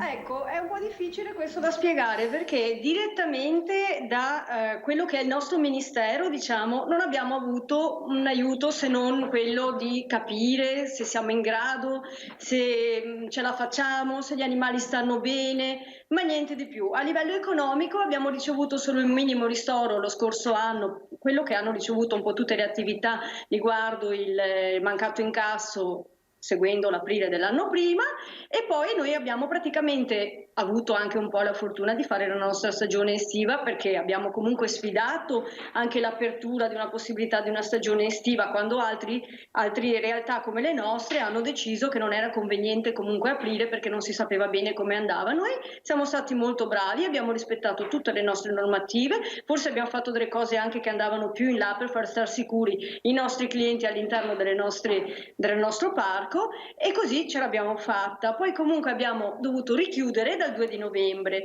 e quello che vorrei anche precisare: in questi giorni siamo zona gialla, ben venga. La gente crede che noi siamo comunque aperti. No, non possiamo aprire, perché il nostro parco in questo momento avrebbe lavorato dal lunedì al venerdì con le gite scolastiche, cosa che ben da 2 anni mancano, non possiamo farle, quindi questo lavoro non c'è, e poi solamente il sabato e la domenica con il pubblico. Ma in zona gialla le mostre, i musei e quindi anche i parchi al sabato e la domenica non possono aprire, quindi finché non possiamo aprire al sabato e la domenica noi dobbiamo rimanere chiusi al pubblico. Quindi questo ci tengo a specificarlo, perché molta gente e anche noi stessi all'inizio abbiamo fatto fatica a capirlo, proprio perché non è mai stato messo un dettaglio specifico chiaro proprio nel nostro tipo di attività. Sembra che si siano dimenticati che esistono questi tipi di realtà che servono solo quando c'è l'esigenza di portare il bambino al parco, di andare alla gita, andare a vedere gli animali, e invece no, esistiamo, ci siamo sempre, e un po' di più, qualche parolina in più la potevano anche sprecare, oltre che qualche soldino per aiutarci, insomma. Quindi speriamo e confidiamo che arrivi qualcosa con i prossimi cambiamenti. Anche perché, dottor Cattarossi, vengo da lei, questi parchi zoologici non hanno solo l'obiettivo di intrattenere famiglie oppure le scolaresche, ma hanno un ruolo ben più importante. Non hanno proprio il compito, Francesca, di intrattenere. Noi non siamo una collezione di animali, siamo un giardino zoologico riconosciuto dal Ministero, e ci vengono quindi riconosciuti dei compiti che sono una nostra prerogativa, sono esclusivi nostri, e si fa un lungo percorso per questo riconoscimento. Quali sono i compiti? In buona sostanza, conservare un patrimonio genetico di animali che sono a rischio nel loro ambiente naturale, conservare e cercare di studiare e riprodurre. Noi qua facciamo degli studi etologici sul comportamento degli animali, degli esami del sangue, degli campionamenti biologici, per fornire alla scienza più informazioni possibili su questi animali. Si mettono nelle condizioni di riprodurre, e una cosa molto bella tra i parchi zoologici, proprio indicare che non è una struttura che abbia solamente questo bisogno di fare cassa. Tra parchi zoologici gli animali non si vendono e non si acquistano.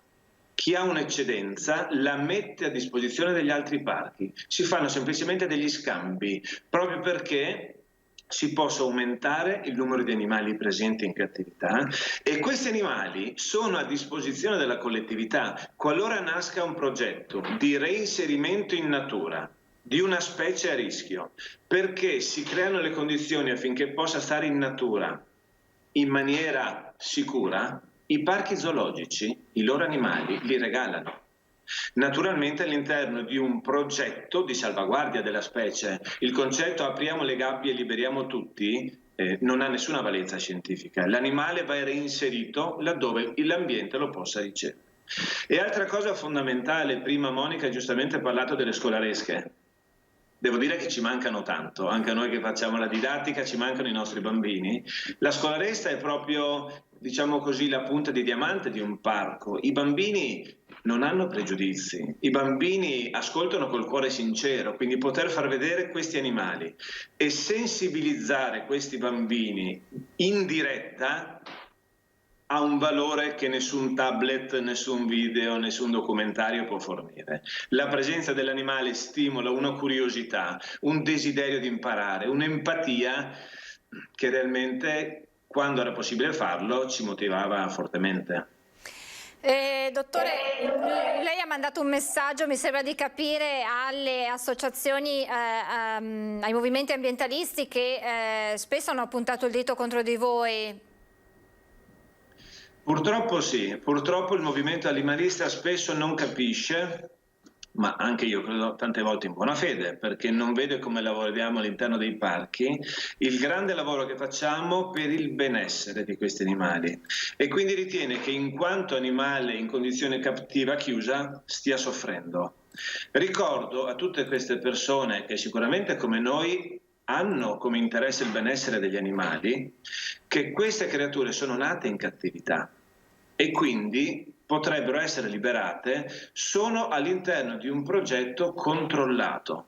Io chiederei veramente, sinceramente, alle persone che dirigono le associazioni animaliste di avvicinarsi ai parchi zoologici, di fare un giro con noi per capire quanto tempo, energia e soldini dedichiamo se esclusivamente al benessere di questi animali. Noi dialoghiamo con tutti, l'importante è non avere dei preconcetti, tutti dobbiamo mirare al benessere degli animali. Dottore, vi avverto che stiamo in attesa, potrebbe parlare a minuti il premier incaricato Draghi, quindi eventualmente vi chiedo di restare in attesa un attimo per capire le sue parole al termine delle consultazioni. Le chiedo, c'è qualche, noi abbiamo fino adesso, mentre voi parlavate, visto un po' di immagini che ci avete girato delle varie specie che ci sono, che sono ospitate all'interno del Tropicarium, abbiamo l'occasione di vederne qualcuna anche in diretta, vediamo delle teche dietro di lei, c'è la possibilità di vedere proprio qualche protagonista di cui state parlando davanti alla telecamera. Tanto speriamo che Draghi nel primo intervento parli dei parchi zoologici, sarebbe molto bello, ma non credo che sarà una priorità. Allora abbiamo portato con noi alcuni amici. Questa è una tartaruga africana che è nata da noi. Noi appunto, come dicevamo, come tutti i parchi zoologici abbiamo un pochino il mantra della riproduzione e naturalmente con particolare attenzione alle specie che sono maggiormente a rischio in natura per gli scambi. Senza dimenticare però, adesso vi facciamo vedere un bel drago barbuto di Monica, le specie che per quanto non a rischio estinzione sono fortemente presenti nelle famiglie italiane e quindi anche per animali, se vogliamo non a rischio, è importantissimo dare delle comunicazioni su cosa mangiano, la temperatura corretta al quale tenerle, l'umidità. Quindi in un parco zoologico si incontrano queste due anime della zoofilia, quella che punta allo studio delle specie a rischio e quella che invece spiega all'utente medio come gestire un rettile pet. Forse non tutti sanno che l'adozione di animali esotici è una tendenza con un trend in continua crescita. Sono sempre più presenti non solo i cani e i gatti nelle nostre famiglie, ma anche rettili, uccelli, pesci, e quindi il parco zoologico è anche in prima linea nell'educare verso queste specie e verso il fatto che molte di loro, per quanto possano sembrare pericolose come un serpente, sono spesso animali assolutamente innocui, animali che imparano rapidamente ad apprezzare la mano di chi li nutre e che quindi possono essere considerati alla stregua di qualsiasi animale da compagnia. Resto da lei, dottore, mentre sta facendoci vedere questo esemplare. Chissà se sarà contento di essere inquadrato. Le volevo chiedere quelli che sono i rischi sanitari al tempo del Covid. Allora, in particolare nel Tropicarium Park i rischi che abbiamo affrontato sono pari a zero, perché se è stato individuato dalla comunità scientifica come rischio Covid il grande gruppo dei mustelidi, il più noto, il furetto, il visone, nell'ambito appunto degli animali che tutti conoscono, che non ne abbiamo, i grossi felini, abbiamo avuto mortalità in alcuni parchi zoologici di tigri e di leoni, noi non li abbiamo, e poi giocoforza i primati per una vicinanza filogenetica all'uomo. Quindi gli animali che noi ospitiamo non sono a rischio né di contrarre il Covid né di trasmetterlo. In linea generale anche i parchi che ospitino grossi felini, primati e mustelidi hanno messo in atto quante più misure possibili di tutela degli animali, perché è stato dimostrato il passaggio all'animale anche con casi purtroppo di mortalità. Il passaggio inverso dall'animale all'uomo ad oggi al mondo non lo ha dimostrato nessuno, quindi semmai dobbiamo tutelare loro, povere creature, dal contagio di un visitatore che magari senza sapere è un portatore sano di Covid. Ultimissima domanda, torno da lei Monica Montellato. Abbiamo capito come sia stato fondamentale l'aiuto di tutti per continuare a sopravvivere. Come avete risposto a questa chiusura? Siete sempre stati presenti comunque proprio perché era fondamentale continuare ad assistere questi animali e permettere loro anche di riprodursi? Assolutamente sì, noi non abbiamo cambiato praticamente niente perché i nostri orari di lavoro sono rimasti i soliti, anzi siamo rimasti anche di più a volte perché abbiamo dovuto fare delle sistemazioni e stiamo anche comunque facendo delle nuove installazioni perché questi tempi purtroppo di chiusura forzata ci hanno anche dato la possibilità di poter sistemare delle cose come migliorarle, diciamo, perché noi comunque quando l'animale ha esigenze diverse, l'animale cresce, vogliamo cambiarlo di posto, vogliamo dargli uno spazio diverso, quindi abbiamo fatto anche delle migliorie sotto questo aspetto. Per quanto riguarda i nostri visitatori non abbiamo fatto altro che andare a intensificare ancora di più quelle cose che avevamo già fatto durante l'apertura estiva, quindi possono sentirsi al massimo della tranquillità, anche perché il Tropicarium Park, per chi non lo conosce, si trova all'interno del Palazzo del Turismo di Jesolo, che è già un posto molto grande, ma è suddiviso anche in 3 aree, quindi noi, a differenza, è vero che siamo solamente all'interno, ma è anche vero che a differenza di tante altre realtà abbiamo la possibilità di dividere i percorsi dei nostri clienti, di far partire il cliente da un percorso o da un altro, dipende anche appunto da quanto pubblico ci aspettiamo. Abbiamo comunque le nostre prevendite sempre attive, abbiamo le prevendite ad orario, quindi quando il cliente arriva ha il suo orario per poter entrare. All'interno del parco abbiamo sempre anche dei bravi ragazzi che oltre ad accudire gli animali seguono la didattica, rispondono a delle domande, a delle esigenze riguardo all'animale stesso e siamo qua, siamo pronti, stiamo solamente lavorando per poter rivedervi, non posso dire riabbracciarvi ma quasi, virtualmente sì, e noi anche i nostri animali insomma abbiamo una gran voglia di vedere ancora il pubblico, i bambini, soprattutto i nostri pinguini giocherelloni quando si mettono a mangiare, a giocare nell'acqua, vogliono vedere perché abbiamo anche degli animali che sono molto interattivi, non abbiamo solo il rettili come abbiamo visto magari in questo momento, ecco adesso stiamo vedendo un bellissimo alligatore, ecco i pinguini sono molto giocherelloni, quindi come dicevo prima loro si animano tantissimo alla vista dei bambini o le nostre tartarughe, i nostri pesci, quindi c'è un po' di tutto insomma.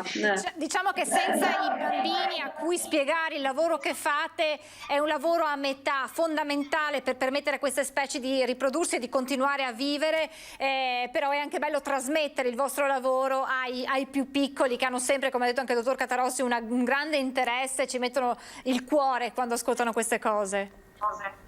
Sicuramente sì, infatti le scuole ci mancano tantissimo, anche perché noi al Tropicarium Park abbiamo abbinato anche da un paio d'anni la fabbrica della scienza, quindi abbiamo fatto delle bellissime visite guidate combinando anche le 2 realtà, proprio perché vogliamo dare anche per il visitatore, vogliamo dare un qualcosa di ancora più completo, quindi vieni a Jesolo ma non vieni solo a vedere il Tropicarium Park, ma puoi fare anche un biglietto combinato con tutte e 2 le realtà e avere anche una visita più completa su quello che vai a fare, vai a vedere, puoi combinare perfettamente bene il reparto con tutti gli animali e anche il reparto con la scienza. Per le scuole era un top proprio organizzare la visita con 2 attività contemporanee, con tanto di pause pranzo, visita alla spiaggia, quindi venivano delle visite guidate didattiche molto complete per le scolaresche.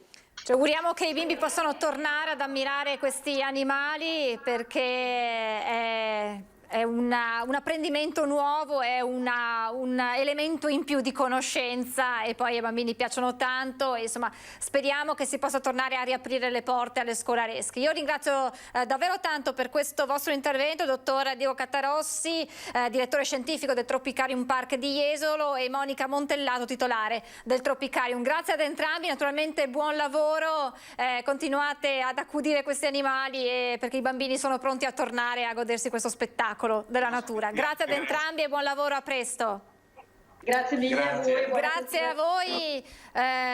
Siamo in attesa di capire se il premier incaricato Mario Draghi in questo momento, da quello che apprendiamo anche dai quotidiani, è ancora sta ancora incontrando la delegazione del Movimento 5 Stelle. È concluso invece quello con la Lega, che ha ribadito l'apertura. Lo vedete, vedo che la regia sta inquadrando proprio dal sito del Corriere l'intervento di Salvini. I negozi, i bar, i ristoranti, le palestre, le piscine, i cinema, i teatri, gli impianti sportivi, perché altrimenti sarà un problema non solo economico, ma sociale, culturale e anche sanitario, perché una chiusura a oltranza poi porta a un disagio che si ripercuote nell'aumento delle violenze domestiche, della rabbia,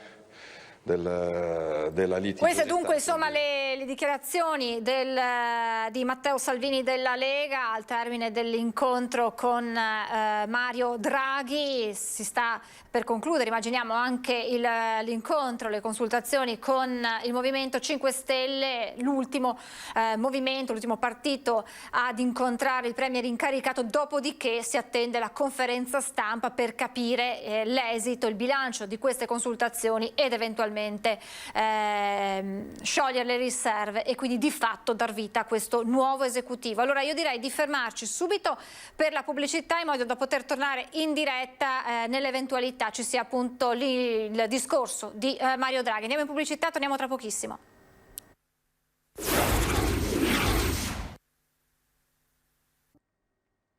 Rieccoci in diretta, come detto siamo in attesa della conferenza stampa di Mario Draghi, il premier incaricato al termine di quest'ultima giornata di consultazioni. In questo momento l'incontro con la delegazione del Movimento 5 Stelle, iniziata questa giornata invece con la delegazione della Lega, che ha ribadito l'apertura nei confronti di Draghi. C'è però un aggiornamento di cronaca che ci porta fuori dai confini veneti, ma è una notizia di cui si sta parlando molto e ci sono degli sviluppi. Lo ricorderete, la scomparsa di quella coppia di Bolzano. Il figlio è indagato per omicidio e occultamento di cadavere. Ebbene, il corpo di una donna è stato ripescato dall'Adige, lo leggiamo dal sito della Repubblica, tra gli abitanti di San Floriano e Laghetti a sud di Bolzano. Si dovrebbe trattare di Laura Perselli, appunto la 68enne di Bolzano, scomparsa lo scorso 4 gennaio insieme al marito Peter Newmar, 63 anni, ma mancano ancora conferme ufficiali. Il cadavere è stato trovato durante le operazioni di ricerca nel fiume all'altezza di Laghetti di Egna, a sud di Bolzano. L'Adige era stato abbassato di 30 centimetri per consentire l'ispezione. Dunque il ritrovamento di questo corpo senza vita di una donna potrebbe trattarsi appunto della donna scomparsa lo scorso 4 gennaio. Tornando invece con la cronaca in Veneto, una notizia che arriva dalla questura di Treviso, che ieri nel tardo pomeriggio durante i normali controlli portati avanti dagli agenti della squadra volanti hanno notato una motocicletta di grossa cilindrata che procedeva ad alta velocità lungo Viale della Repubblica. Siamo a ridosso insomma del centro di Treviso. Gli agenti si sono posti all'inseguimento del Centauro, il quale invece di rallentare ha accelerato ulteriormente, mettendo anche in atto delle manovre spericolate ed incoscienti. L'inseguimento è andato avanti per alcuni chilometri. Questo comportamento ha messo a rischio naturalmente l'incolumità del motociclista, ma anche degli altri presenti. Era appunto tardo pomeriggio, quindi immaginiamo anche il traffico che c'era a quell'ora.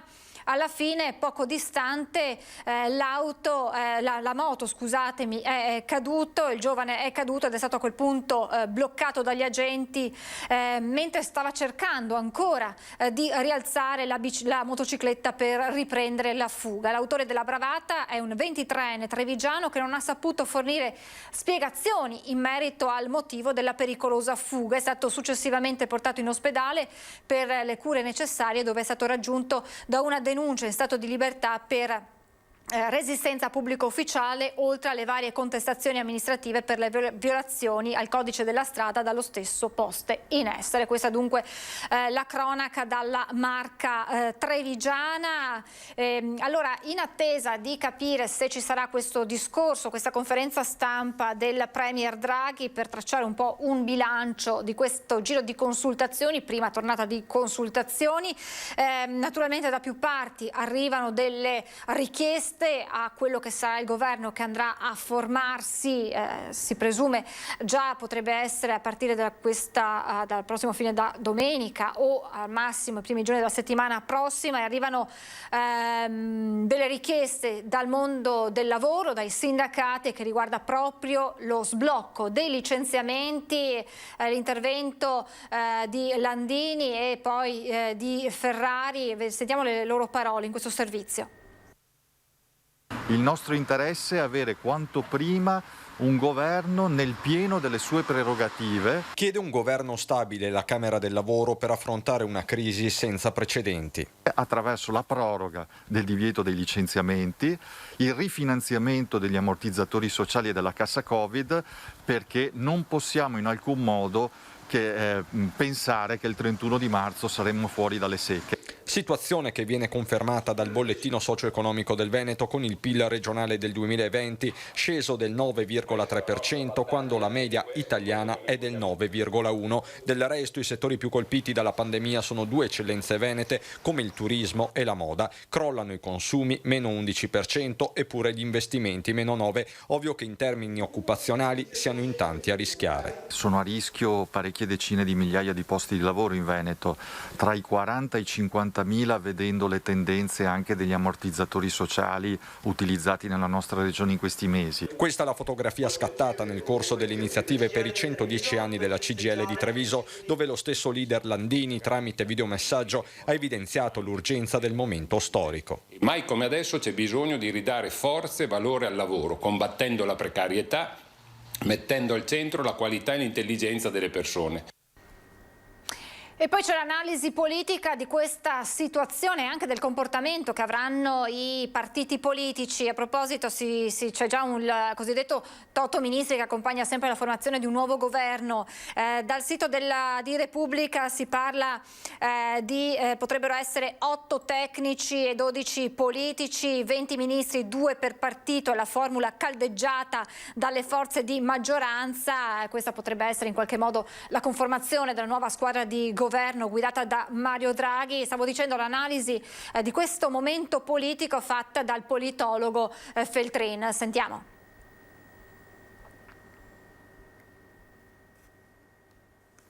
Draghi ben venga, è giunto il suo momento, vedremo come andrà.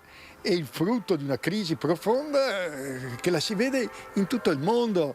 Chi è che si immaginava una scena come quella di Capitol Hill? Eppure è capitato nella prima potenza mondiale, non in Pakistan o in Burundi, ma a Washington. È una crisi più profonda che non riguarda solo i palazzi romani, quella che ha investito il paese, e ad esserne convinto è uno dei principali politologi italiani, il trevigiano Paolo Feltrin, che dà per scontata, quasi ineludibile, la formazione del governo Draghi. Ovvio di sì. Quando si è con le spalle al muro. Certo, ci sono forze politiche più in difficoltà di altre nel sostenere l'ex presidente della BCE, ma in politica la via maestra è soltanto una. In politica si fanno i compromessi e quindi nei momenti di difficoltà chi è più in difficoltà fa il compromesso. Oggi chi è più in difficoltà è Salvini, e Salvini farà i debiti compromessi. Salvini, sul quale aleggia oggi più che mai l'ombra del Deus ex machina Giorgetti, profetico in una sua intervista del dicembre scorso al Corriere della Sera. Dove prevedeva che dopo l'elezione di Biden Renzi avrebbe preso l'iniziativa, Conte sarebbe caduto e sarebbe arrivato Draghi. Biden è stato eletto il 20 gennaio, Conte è caduto il 1 febbraio, Draghi è arrivato il 3 febbraio. Questa è l'analisi un'analisi dell'attuale situazione politica in Italia. Si aspetta di capire quella che sarà l'evoluzione e soprattutto l'esito di queste consultazioni. Intanto, tornando a questo fine settimana, a questa zona gialla, abbiamo detto prima di quella chiusura di un bar a Verona, controlli massima allerta in tutte le piazze del Veneto per garantire la sicurezza, per garantire situazioni di pericolo, quali assembramenti, e in prima linea anche il sindaco di Treviso Mario Conte e i suoi agenti di polizia locale, che hanno assicurato controlli in questo fine settimana. Allora sentiamo in che modo ci si muoverà nel capoluogo della Marca trevigiana. Il tanto atteso fine settimana in zona gialla è arrivato e secondo i dati relativi all'RConT la nostra regione non dovrebbe passare di fascia. Insomma, nessuna novità all'orizzonte su questo fronte, ma la preoccupazione è che i cittadini possano abbassare la guardia. Il virus sta ancora circolando e l'attenzione va tenuta alta. Questo fine settimana sarà l'insegna dei controlli. Dobbiamo convivere con la presenza di questo virus, dobbiamo farlo in modo responsabile e quindi anche questo weekend, esattamente come tutti gli altri giorni, sarà un banco di prova. Nel momento in cui prevale il desiderio e la voglia della quotidianità e non verranno rispettate le regole, siamo pronti a stringere. L'importante è rispettare le regole, quelle che ormai conosciamo bene, vietati gli assembramenti, è fondamentale utilizzare i dispositivi come la mascherina. Negli ultimi giorni in alcune piazze del Trevigiano sono stati notati gruppi di persone che sorseggiavano caffè e aperitivi per ore per avere una sorta di giustificazione a rimanere fermi senza mascherina. L'appello è come sempre alla responsabilità, ma su questo il sindaco Conte è sicuro. In questo momento sono sicuro che i nostri cittadini assumeranno un atteggiamento responsabile, rispetteranno le regole e soprattutto rispetteranno la salute pubblica, quindi adotteranno dei comportamenti tali da proteggere appunto le fasce più deboli. I controlli ci saranno, ha detto, e saranno potenziati, tutti sono avvertiti. Potenziati dunque i controlli, naturalmente si spera anche nella responsabilità dei cittadini che tornano protagonisti. A loro passa la palla, usando un termine calcistico, nel dimostrare la volontà di comportarsi bene, perché questo significa tenere sotto controllo la diffusione del virus, ma anche permettere alle attività di poter rimanere aperte, di continuare a lavorare, perché lo sappiamo che un innalzamento del contagio, dei valori di riferimento, di quei famosi 21 parametri, l'ho detto ieri il presidente Zaia, ci spingerebbero subito in zona arancione o peggio rossa. Dunque è fondamentale mantenere alta l'attenzione, in attesa che arrivi il premier incaricato Draghi. Ringrazio e saluto, buongiorno Elisa Venturini di Forza Italia, buongiorno, ben ritrovata. Buongiorno, grazie per l'invito. Stiamo attendendo anche che si colleghi Jonathan Montanariello del Partito Democratico, entrambi siedono nel Consiglio della Regione Veneto. Allora, in attesa che si colleghi anche Montanariello, inizio da lei, Venturini. Siamo in attesa, siamo pronti dunque a dare la linea eventualmente al Premier Draghi per sapere questo bilancio. Che cosa vi aspettate? Che cosa si aspetta? Sappiamo l'apertura di Forza Italia è arrivata quasi subito a questo governo targato Mario Draghi. La sua aspettativa, l'aspettativa del vostro partito qual è di fronte a questo nuovo esecutivo che sta per nascere? Forza Italia l'aveva detto fin dall'inizio, se non si va ad elezioni l'alternativa è un governo dei migliori.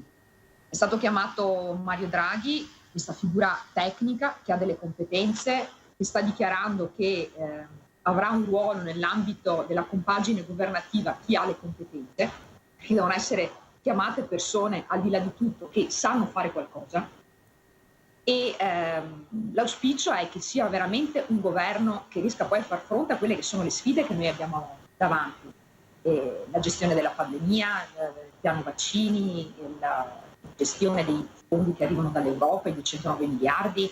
Cioè, abbiamo di fronte a noi delle sfide che sono molto importanti e ci vogliono delle persone che abbiano delle competenze. Allora, io non vorrei rimpiangere la Prima Repubblica, la vituperata Prima Repubblica, ma anche nei governi di Berlusconi, dove c'erano dei governi sì politici, però c'erano anche delle figure tecniche Nel senso che, pur essendo magari politici di lungo corso, ma magari avevano anche delle competenze. Cioè, se io penso, ad esempio, anche ai governi con Berlusconi, avevamo Frattini, c'era Tremonti, c'era Biondi, professori universitari che comunque avevano delle competenze. Noi adesso veniamo da un governo dove c'era il Vitaro, il DJ, l'Azzolina, quello che viene dal Grande Fratello. Allora, se poi la politica esplode, perché quello che è successo è stata un'esplosione, e condivido quanto ha detto Cacciari, è stato un fallimento, è perché ci vogliono persone con competenze. E quando la politica fallisce vengono chiamati i tecnici. Questo è il risultato pratico al quale noi adesso dobbiamo fare. Si parla, l'abbiamo letto prima dai quotidiani nazionali, alcune descrizioni su quello che è il Toto Ministri, e si parla di un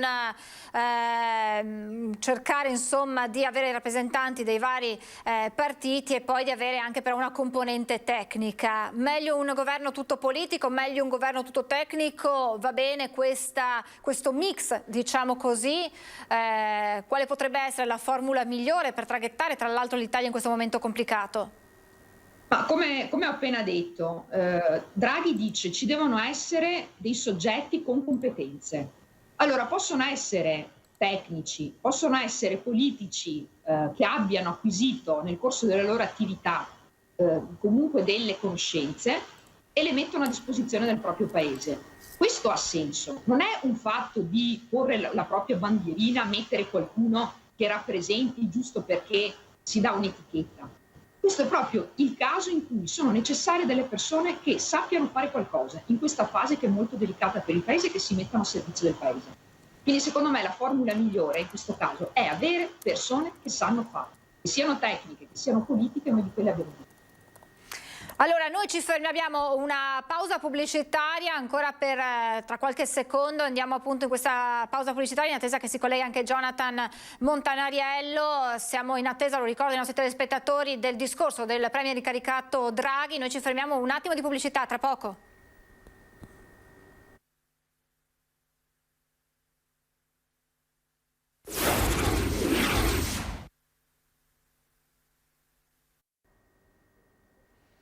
Rieccoci in diretta, stiamo aspettando il discorso del premier Draghi al termine di queste consultazioni, ma vado a salutare e ringraziare per essere con noi Jonathan Montanariello del Partito Democratico, consigliere regionale. Buongiorno e benvenuto.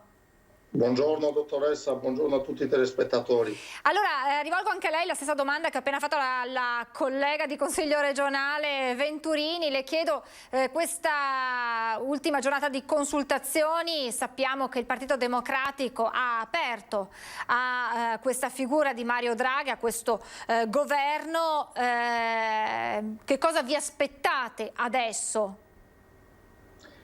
Ma sostanzialmente credo che adesso ci aspettiamo sicuramente nulla di diverso da quello che ci aspettavamo prima, ovvero il fatto di evitare, sicuramente non per motivi strategici, ma vista la situazione pandemica ed economica, di evitare che si vada al voto, che si abbia un governo stabile, perché ci troviamo in una di quelle poche occasioni, mi permetterei di dire, da quando è nata la Repubblica stessa oggi, che ci sono ingenti risorse da poter investire e spendere. Ci sono più risorse oggi di quelle messe a disposizione del piano Marshall, tanto per fare un paragone. E quindi sicuramente ci aspettiamo che ci sia un governo che abbia la stabilità da una parte e la credibilità dall'altra, per poter usare queste risorse e veicolarle come dovrebbero andare veicolate, ovvero nell'obiettivo di un rilancio del Paese anche su un progetto di ampio respiro, e non semplicemente con una opera di mediazione tra i vari RAS dell'Aula che tentano di intestarsi un risultato piuttosto che un altro. Si è tentato di fare con Conte, è andata a finire così, è arrivato Draghi.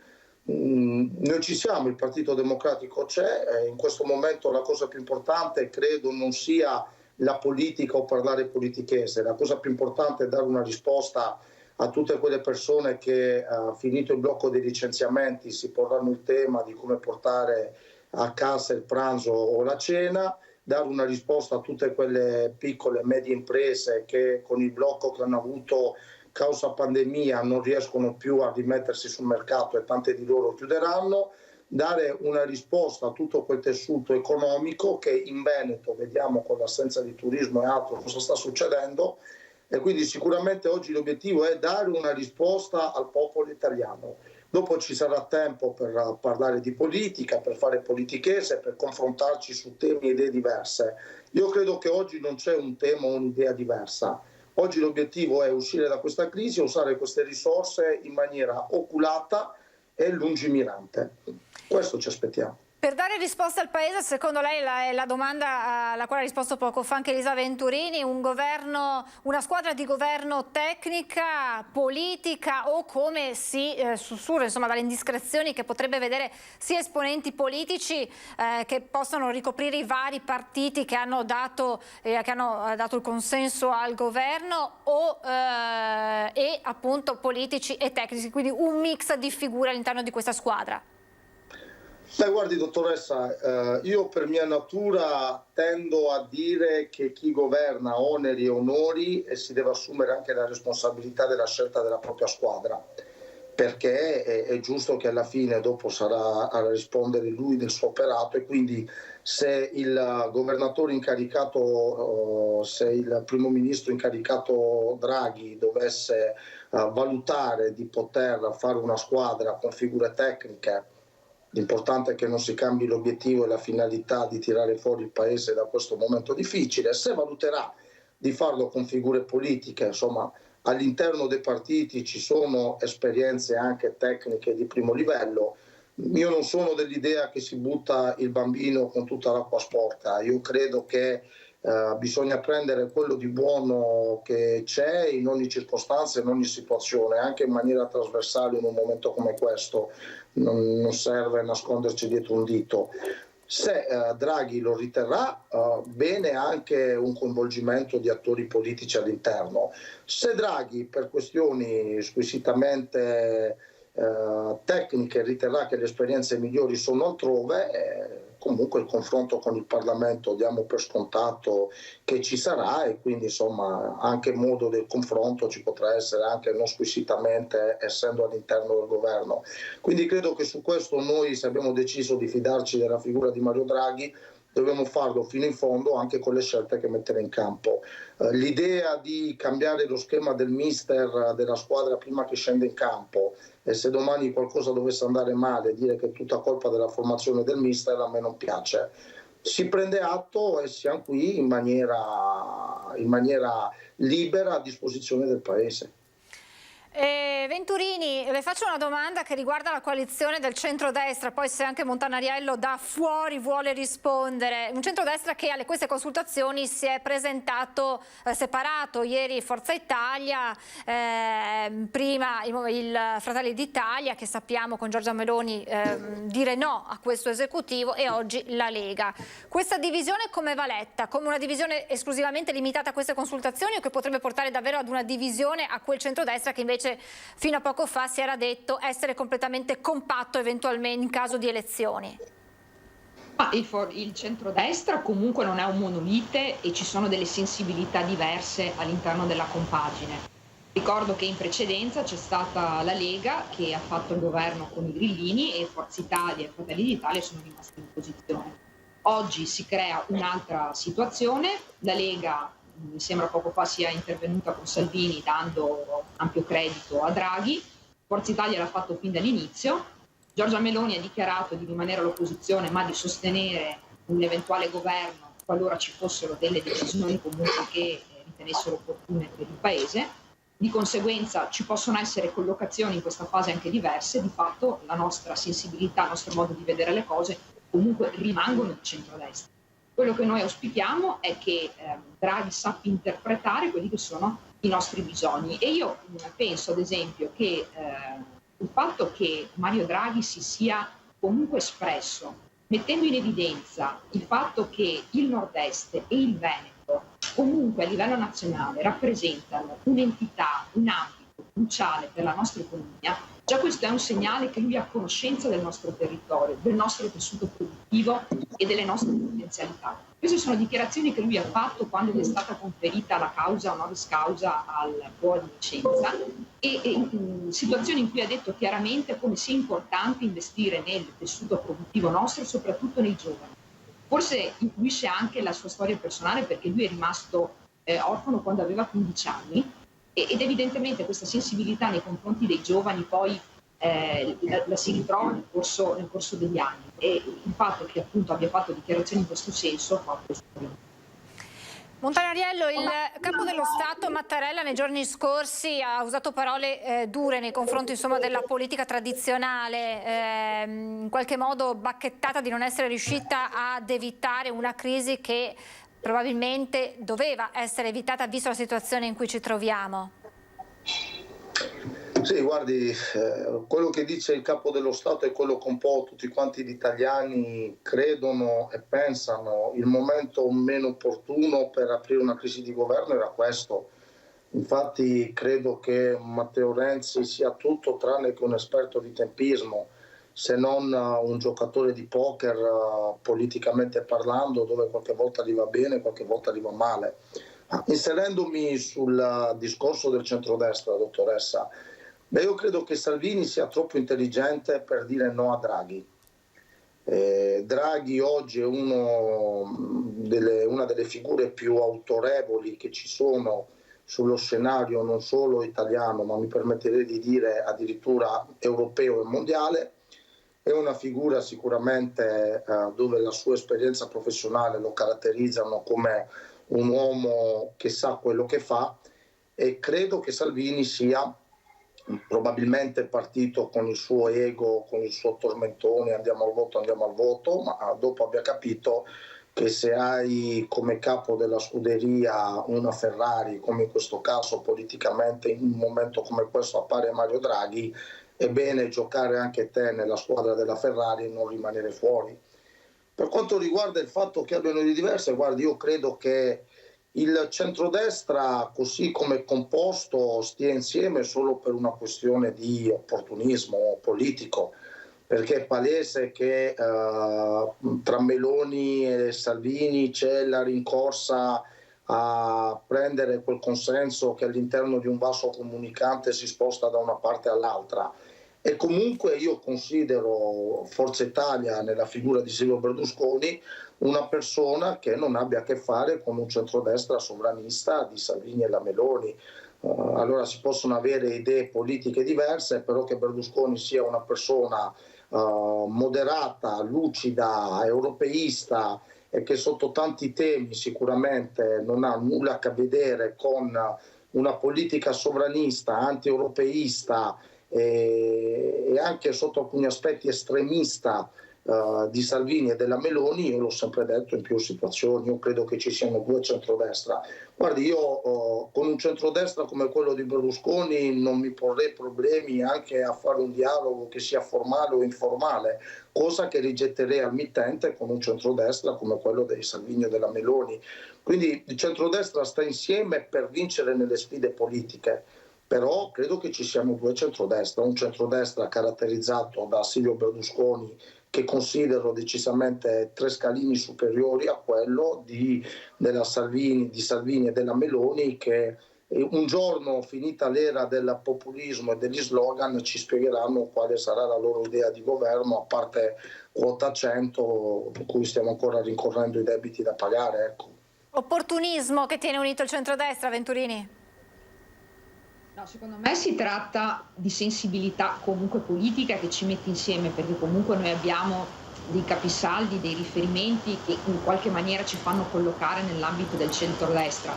Mi fa piacere sentire che Berlusconi venga rivalutato, perché penso che anche a seguito di quello che scrive Palamara nel suo libro si dà proprio l'idea di quanto Berlusconi negli anni sia stato oggetto di attenzioni, ad esempio da parte della magistratura, cosa che sta succedendo magari anche adesso a Salvini, e magari anche in passato veniva non certo apprezzato per la sua statura politica, che invece sta dimostrando, perché se adesso arriviamo al governo con Draghi era stato uno dei primi di darla come soluzione.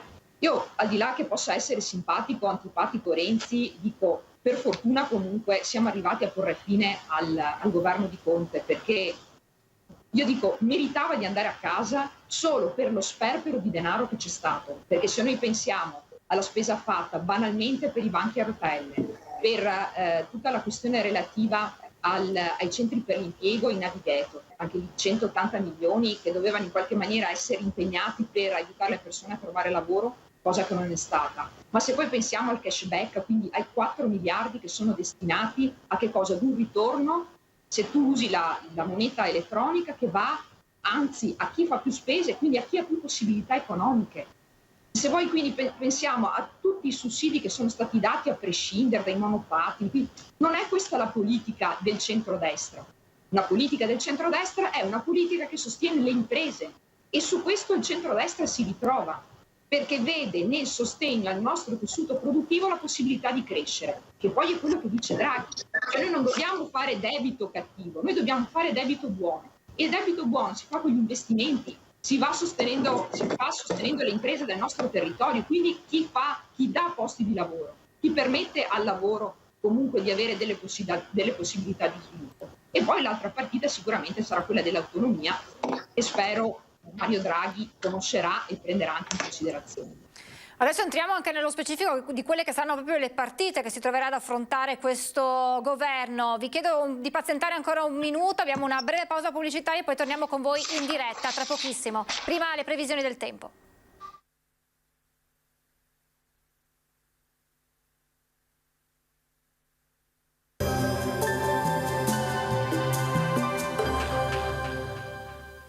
Benetton, centro assistenza tecnica per caldaia a gas, condizionatori e termoregolazioni. Dal 1976, al vostro servizio con professionalità e cortesia. Bentrovati al meteo. Pressione atmosferica in calo. Nel weekend una perturbazione transiterà sull'Italia e dunque il tempo peggiorerà gradualmente anche sul nostro territorio. Vediamo insieme il dettaglio di sabato 6 febbraio. Sul Veneto avremo una giornata piuttosto uggiosa con cielo in prevalenza coperto e nebbioso, specie in pianura ma anche sulle vallate alpine e prealpine. In alcune zone le foschie saranno anche fitte e persistenti. Dal tardo pomeriggio e soprattutto in serata piogge via via più diffuse un po' su tutta la nostra regione. Temperature stazionarie, dunque tutto sommato miti, minime tra 4 e 8 gradi, valori massimi compresi invece tra gli 8 e gli 11 gradi all'incirca. Ci spostiamo ora sul Friuli Venezia Giulia, anche qui avremo molte nubi con cielo grigio, qualche schiarita sui rilievi. Entro sera precipitazioni su tutti i settori.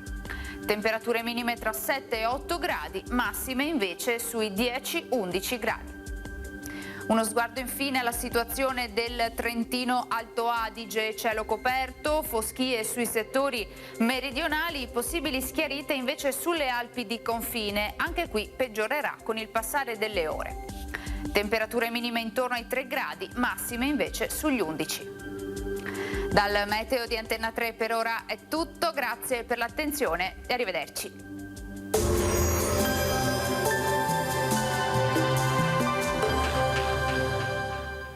Benetton, centro assistenza tecnica per caldaia a gas, condizionatori e termoregolazioni. Dal 1976, al vostro servizio con professionalità e cortesia.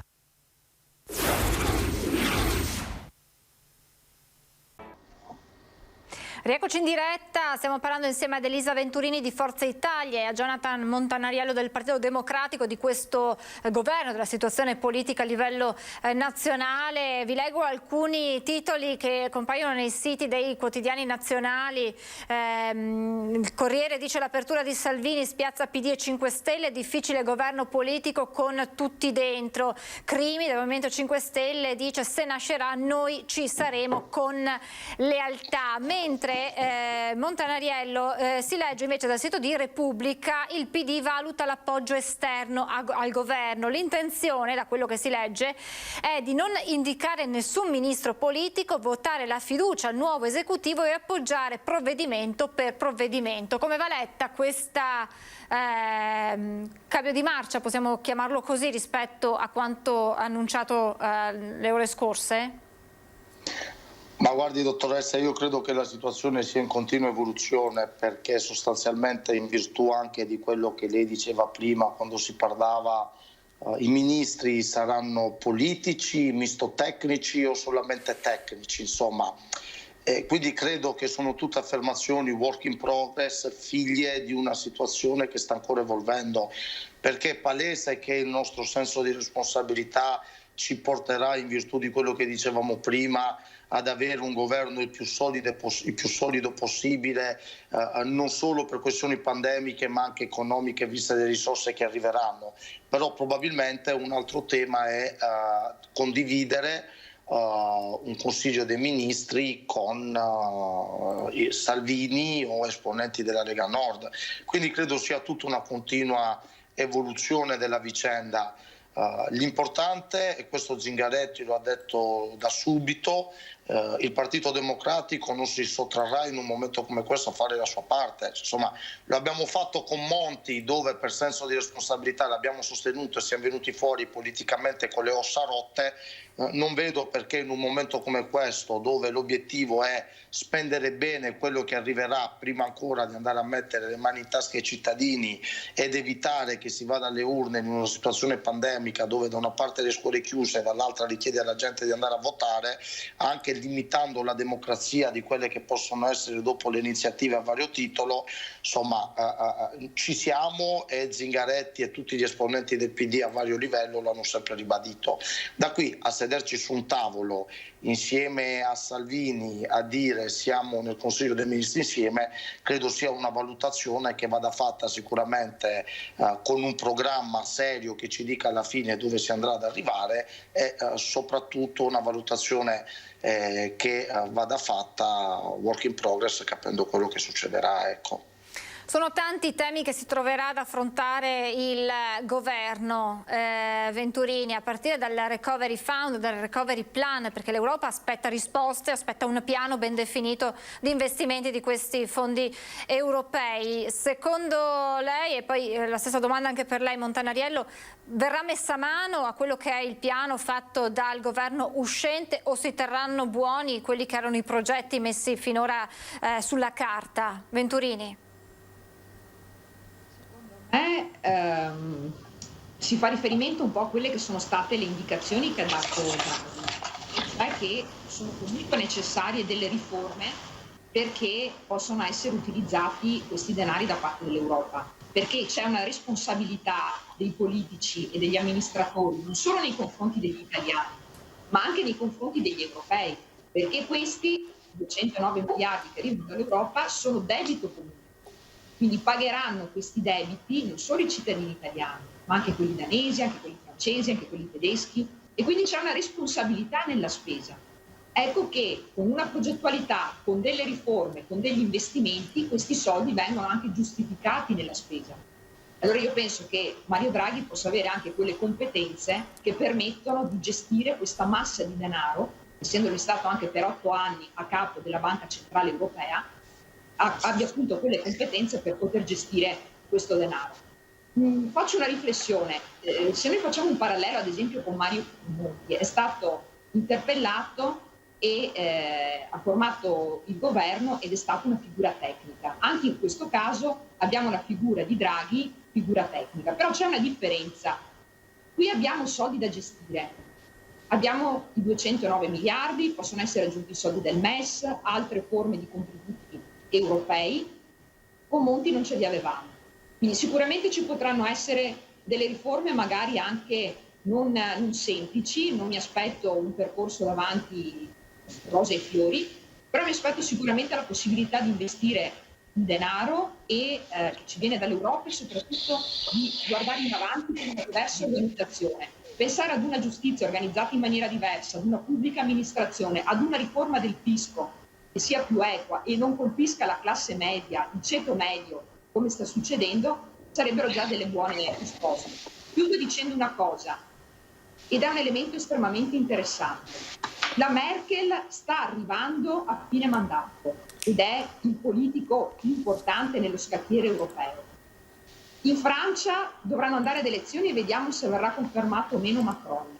Sta di fatto che la Merkel viene meno, Macron andremo a vedere. Se noi abbiamo il Presidente del Consiglio, Mario Draghi, in Italia, voi capite che sarà la persona di spicco più importante che avremo a livello europeo. Quindi l'Italia potrebbe anche a livello europeo avere un ruolo diverso da quello che ha avuto adesso. Quindi io da questo punto di vista, nonostante tutte le difficoltà che ci possono essere, vedo anche delle luci. Vengo subito da lei, Montanariello, ma mi aggancio a questo chiedendole, Venturini, quanto dovrebbe, forse è meglio dire, durare questo esecutivo targato Mario Draghi, perché ci sono ancora resta ancora da capire quanta durata avrà di vita questo esecutivo. Ma a priori stabilire la durata dell'esecutivo non è possibile. Abbiamo delle scadenze legate alle durate dei mandati, che sono 5 anni, ma al di là di queste, vista la situazione, ci vorrebbe una sfera di cristallo. È già tanto se riusciamo a formarlo questo governo, io dico bisogna partire e bisogna iniziare un cammino assolutamente necessario per dare risposte immediate ad una serie di questioni che abbiamo sul tappeto e che sono ferme. Montanariello, per lei è difficile, è possibile fissare una durata? Cosa si auspica? Cosa auspica lei per questa vita di questo governo? Sì, dottoressa, un inciso: è appena arrivato un'ANSA 1408, infondate notizie su appoggio esterno, posizione Dem, quella votata in direzione. Quindi sono infondate le notizie su eventuali appoggi esterni. È venuta fuori un'assa di Zingaretti 3 minuti fa. Ecco, come ha detto lei, in queste ore si susseguono una serie di notizie, ha fatto bene a specificarlo, assolutamente, prego.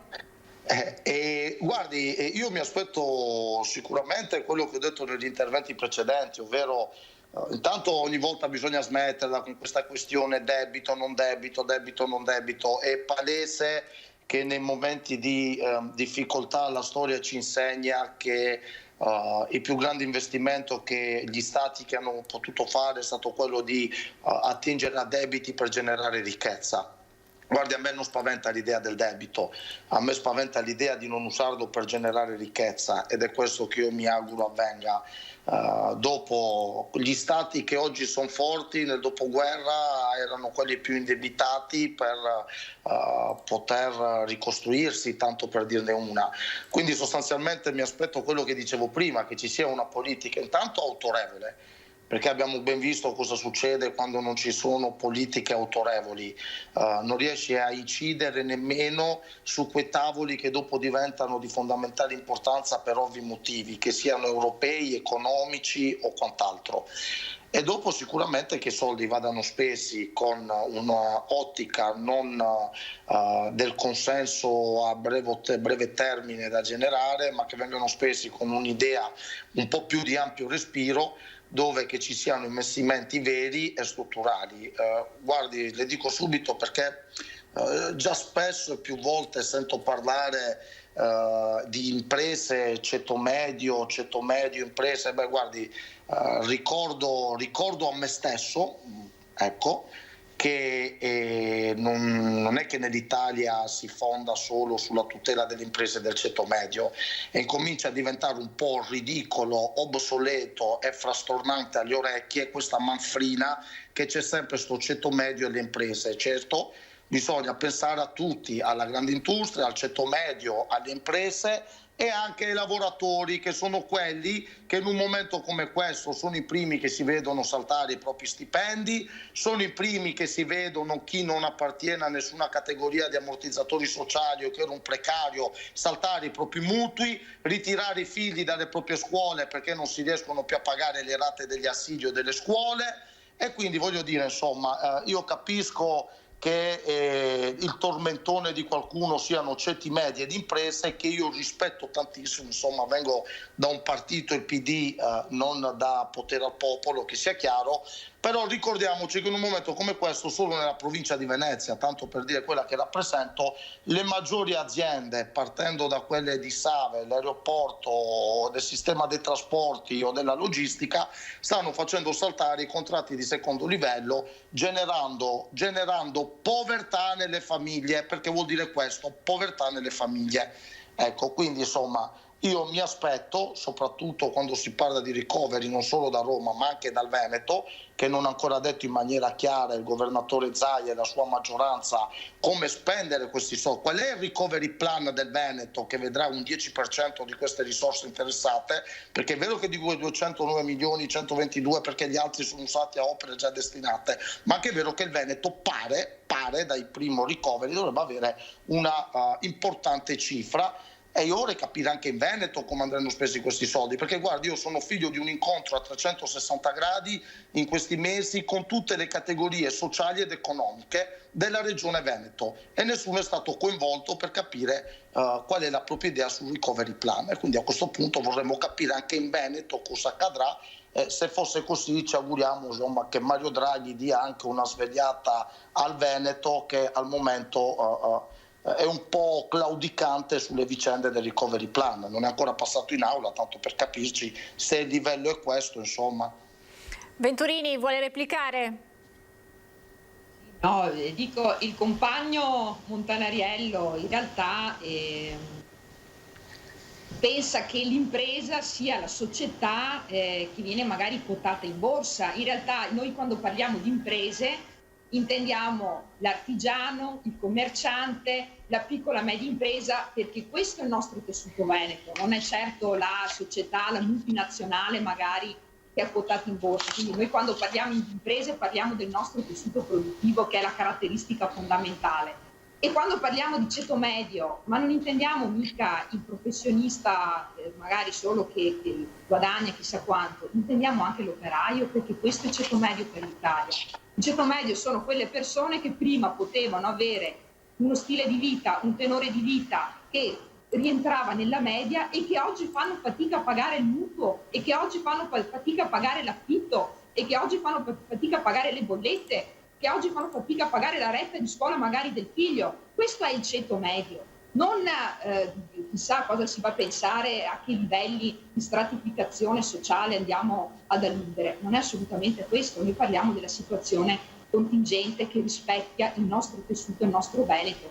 Ma ripeto, il compagno Montanariello magari è rimasto a qualche interpretazione del passato.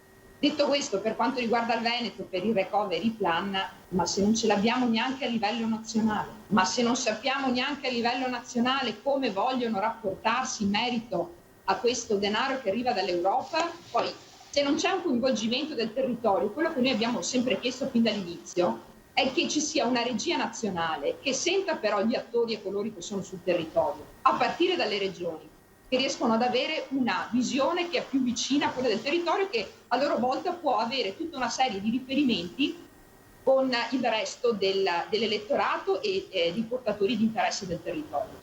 Quindi auspichiamo che quanto prima questo governo, speriamo presieduto da Draghi, possa partire, perché ci permette di avere gli input anche per noi. Montanariello, lei prima faceva riferimento ai lavoratori, dai sindacati arriva proprio l'appello al futuro esecutivo relativamente allo sblocco dei licenziamenti. Si rischia una bomba sociale che nel caso appunto si sblocchino i licenziamenti, finora lo sappiamo bloccati, ci si trovi in una situazione emergenziale molto profonda.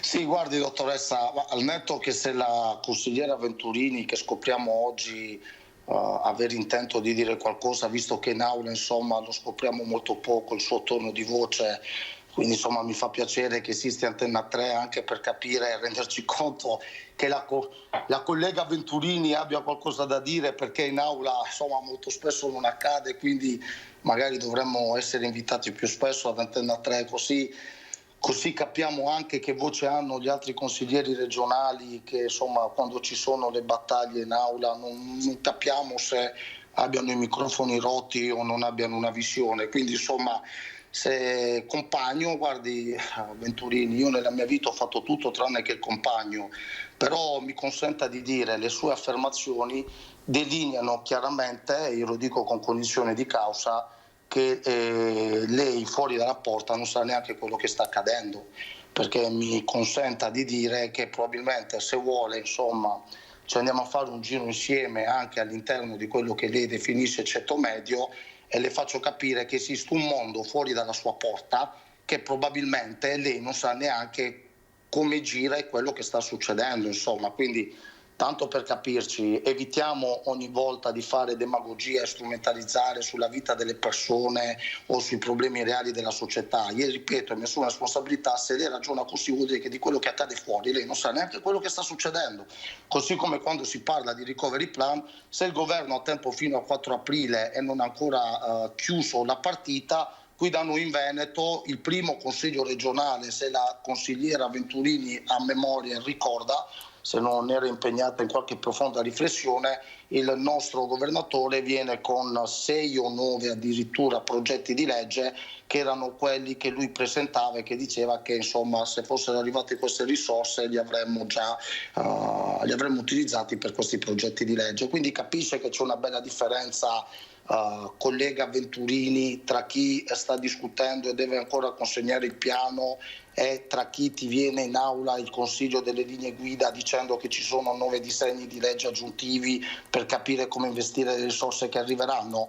Cioè, guardi, la differenza è questa. Quindi, insomma, da una parte c'è un dibattito ma il piano non è chiuso, dall'altra abbiamo già assistito alle prime manifestazioni di intenti, lo stesso consiglio delle linee guida, quindi a me non spaventa Roma che non ha deciso, è bene prendersi fino al 90° minuto e anche i tempi di recupero per decidere, però insomma voglio che dove governiamo noi, se per lei il ruolo di consigliere regionale ha una valenza rappresentata dai territori, prima di venirci a dire quali sono i progetti di legge con cui vorrebbero spenderli, sia qualcosa che si chiama coinvolgimento, insomma, sentire i territori che lei e io rappresentiamo, cosa che oggi non è successa. Quindi smettiamolo ogni volta di vedere quello che fanno gli altri, perché ultimamente non riesce più questa tarantella, perché siamo in un momento dove gli altri incominciano a fare meglio di noi e noi, finita la parola autonomia, siamo i più bravi, non sappiamo più che dire e come comportarci e infatti insomma, queste cose incominciano ad emergere. Venturini, a lei la replica. Allora, questi momenti sono dei momenti in cui possiamo esprimere il nostro parere, possiamo anche chiacchierare, possiamo dare la nostra visione filosofica del mondo e tanto è vero che questi vengono definiti anche salotti televisivi. Quando siamo in aula, invece, gli interventi vengono fatti, a mio avviso, se c'è una, come possiamo dire, concretezza. Ecco, molte volte gli interventi che sento da alcuni dell'opposizione sono solo tante chiacchiere al vento che non portano da nessuna parte, dirò di più, fanno solo perdere tempo. Allora io che vengo da quasi 20 anni di amministrazione territoriale, perché dopo aver fatto il sindaco per 10 anni, il vice sindaco, l'assessore, il consigliere comunale, il consigliere provinciale, quindi aver operato sul campo nel migliorare le condizioni di vita delle persone, che mi permetto di dire sono molto inserita nel contesto dei miei cittadini, non è che vivo sulla luna, quindi sono ben consapevole dello stato delle cose e delle persone, proprio perché ho l'esperienza di amministratore locale e vivo sul territorio, non vivo sulla luna. Quindi io dico, magari se si facessero anche da parte di certa opposizione tante chiacchiere in meno, perderemo tanto meno tempo seduti sugli scranni in aula e magari staremo molto di più sul territorio e soprattutto staremo a studiare, perché noi non abbiamo bisogno tanto di chiacchierare, sì, lo possiamo fare qui, ripeto, in salotti televisivi, ma quando noi siamo nelle aule, quando siamo in commissione, quando siamo nelle nostre stanze, nei nostri uffici, lì dobbiamo studiare perché dobbiamo trovare soluzioni ai problemi delle persone, non a perdere tempo in chiacchiere. Io preferisco essere una pragmatica e una concreta, non una che perde tempo. Tornando alle questioni che riguardano da vicino tutti i cittadini e che saranno appunto di cui si dovrà occupare il governo, c'è la grande questione vaccini, perché ci sono stati pesanti ritardi che hanno complicato quello che è stato il programma della campagna vaccinale. Anche questo è una partita che il governo Draghi dovrà affrontare anche con urgenza, perché è fondamentale, ce lo dice anche la comunità scientifica, vaccinare il prima possibile gran parte della popolazione, perché le varianti che ci sono da quella brasiliana a quella inglese fanno paura. Montanariello, prima da lei e poi da Elisa Venturini. Sì, i vaccini, grande tema che ci ha visti anche qui impreparati, sicuramente non per colpa del governo, ma perché le dosi promesse hanno smesso di arrivare. Anche qui insomma c'è un po' di caos perché ci sono vaccini che puoi somministrare fino ai 65 anni, età ottimale 55, altri invece che non hanno limite d'età. Sentivo l'altra sera a Porta il governatore Zaia che con il vice ministro Sileri tentavano di fare un dibattito nel capire se c'era l'obbligatorietà dei 21 giorni per la somministrazione della seconda dose. Sileri diceva che da quanto emerge possono passare anche più di 21 giorni per somministrare la seconda dose, addirittura anche 2-3 mesi. Se questa cosa dovesse essere in qualche modo certificata dal mondo scientifico, concordo con quanto diceva il governatore, che si potrebbe usare, se non arrivano altri vaccini, intanto le prime dosi per creare una sorta di immunità di gregge in attesa della primavera, sperando che si possa riaprire con il comparto turistico, e dopo insomma attingere alle seconde. Grande problema con i vaccini, qui manca un coordinamento europeo, dottoressa, perché non può essere che se la Comunità Europea è garante della somministrazione di questi vaccini, da qualche parte ne arrivino di più e da qualche parte non arrivino neanche quelli promessi e contrattualizzati. Ecco, Mario Draghi, con la sua esperienza a livello europeo, da questo punto di vista Venturini potrebbe battere i pugni, diciamo così, con l'Europa? Questo lo spero vivamente. Secondo me l'Europa, proprio in occasione di questa pandemia, dimostra come sia in ritardo in tanti ambiti, nel senso che bisogna incominciare a ragionare molto di più come europei più che come singoli stati, e la pandemia ci ha dimostrato come, se noi ragioniamo come Unione Europea, magari riusciamo a dare anche delle risposte più soddisfacenti. Mi spiego meglio. Voi pensate se a contrattare con le società farmaceutiche ci fossero andati i singoli stati, ci sarebbe stato ancora più caos di quello che c'è adesso. Quindi il fatto che si sia mossa l'Unione Europea sicuramente è più significativo rispetto che il singolo Stato. Sta di fatto che, proprio perché forse manca da questo punto di vista in ambiti strategici, sto pensando alla sanità e alla salute, ma anche pensiamo alle politiche dell'immigrazione, se ci fosse maggiore coesione, condivisione, se venissero fatte delle politiche dell'Unione Europea che fossero in qualche maniera più strutturate, riusciremo a dare delle risposte migliori. Allora, questo è un banco di prova, questo della pandemia, spero che ci serva da lezione per riuscire anche prossimamente a dare delle risposte migliori come insieme di Stato. Io vi ringrazio davvero tantissimo, grazie ad Elisa Venturini di Forza Italia, grazie a Jonathan Montanariello del Partito Democratico per il vostro intervento, per questo confronto acceso, ma ci vuole insomma di fronte a certi temi. Grazie ad entrambi, buon lavoro per i prossimi giorni, perché insomma anche la Regione proprio anche sul tema Recovery Fund sarà impegnata, ma non solo. Grazie ad entrambi, buon lavoro e buon fine settimana. Grazie dottoressa, buon lavoro a voi. Grazie, abbiamo così affrontato quelli che sono i temi di questi giorni, di questi anche minuti, perché insomma siamo tutti in attesa di capire direttamente dal Premier Draghi quello che sono i risultati di queste 3 giornate di consultazioni, una prima tornata di consultazioni.